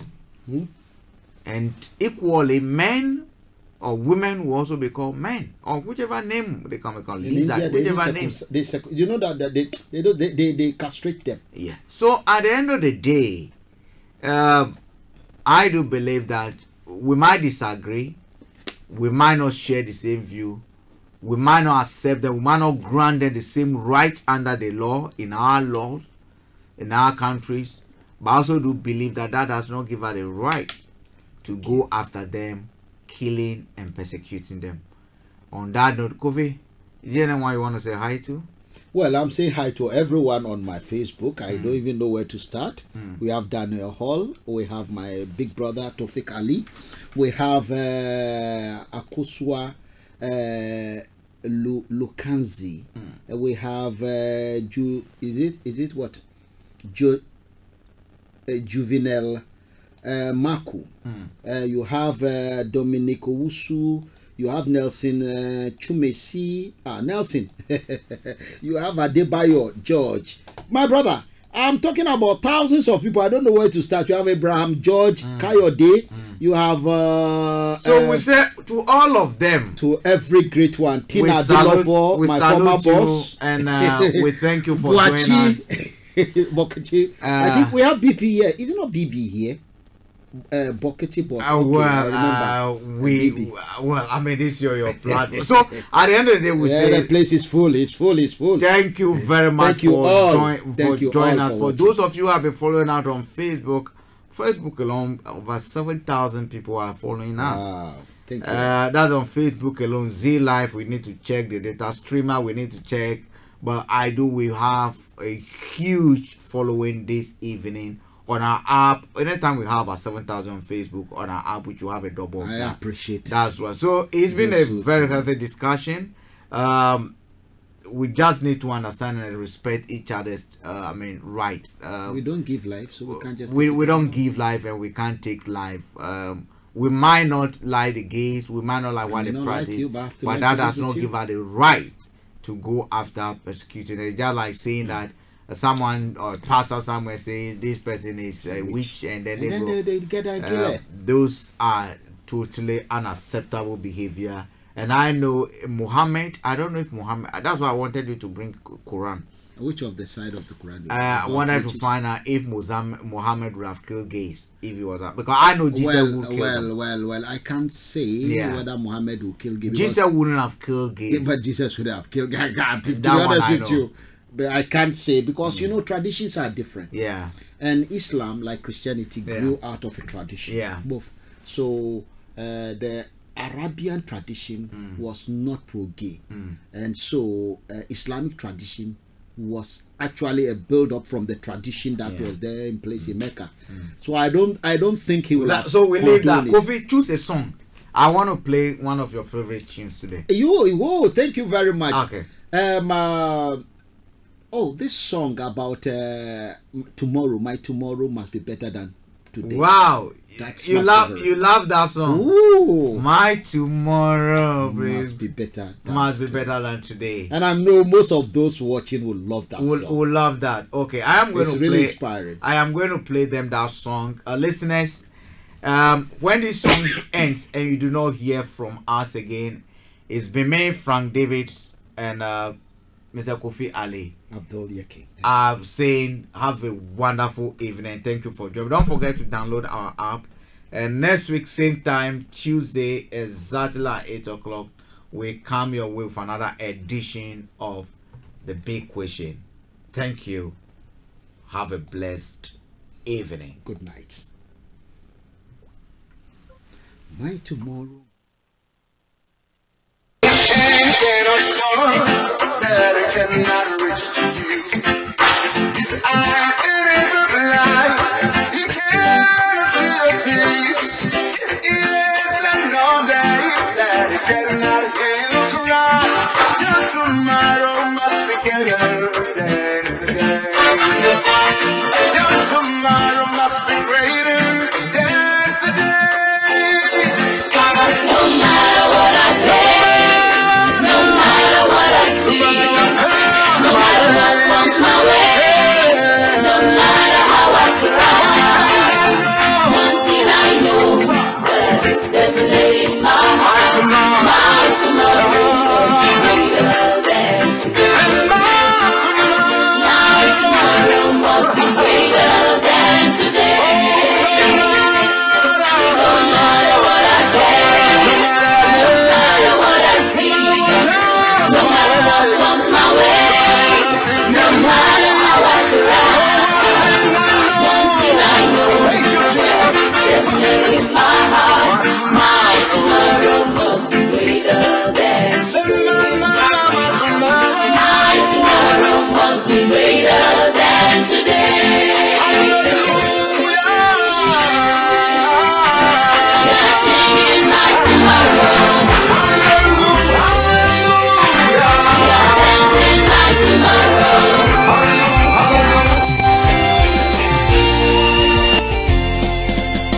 His hands are not short that it cannot reach to you. His eyes ain't ever blind, he cannot see your teeth. His ears are not deaf that he cannot hear you cry. Your tomorrow must be greater than today. Your tomorrow must be greater than today. No matter what I face, no matter what I see, no matter what comes my way, no matter how I cry, one thing I know that is definitely in my heart. My tomorrow must be greater than today. My tomorrow must be greater than today. Oh, no matter what I face, no matter what I see, no matter what comes my way, nothing can move me. So one thing I know, thank you, Jesus. My tomorrow must be greater than. Say my tomorrow. My tomorrow must be greater than today. Hallelujah. I'm singing my tomorrow. Hallelujah, hallelujah. I'm dancing my tomorrow. Hallelujah, hallelujah, hallelujah. I'm testify my tomorrow. One thing I know, there's assurance in my heart. No matter what, my tomorrow must be greater than today. Say my tomorrow. My tomorrow must be greater than today. Sing hallelujah. Yeah. I'm singing my tomorrow. Hallelujah. I'm dancing my tomorrow. This is my song. This is my story. I'm gonna testify my tomorrow. One thing I know. One thing I know. My God. My tomorrow must be greater than today. My tomorrow must be greater than today. Mama, don't cry. I'm singing your tomorrow. Papa, my brother, sister, don't cry. We got dancing your tomorrow. Wipe away your tears, my brother. Yeah. Your tomorrow. For one thing I know. For one thing I know. My tomorrow. My tomorrow must be greater than today. I just know one thing that is. My tomorrow must be greater than today. We don't cry anymore. Yeah. Singing your tomorrow. We've been in just for the night. Joy comes in the morning. You gotta dance in your tomorrow. Don't cry anymore. You gotta testify your tomorrow. Say one thing I know. One thing I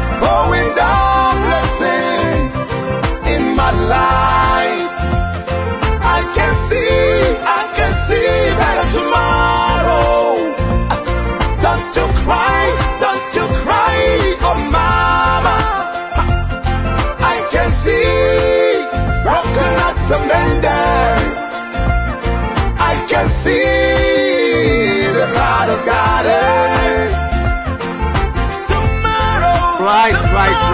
Stay tuned, don't go anywhere. We'll be coming your way with some good music. Take me up tomorrow. Check me out tomorrow.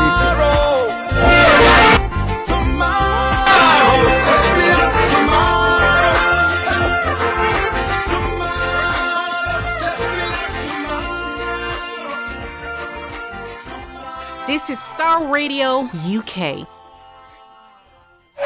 10, 9, 8, 7, 6, 5, 4, 3, 2, 1.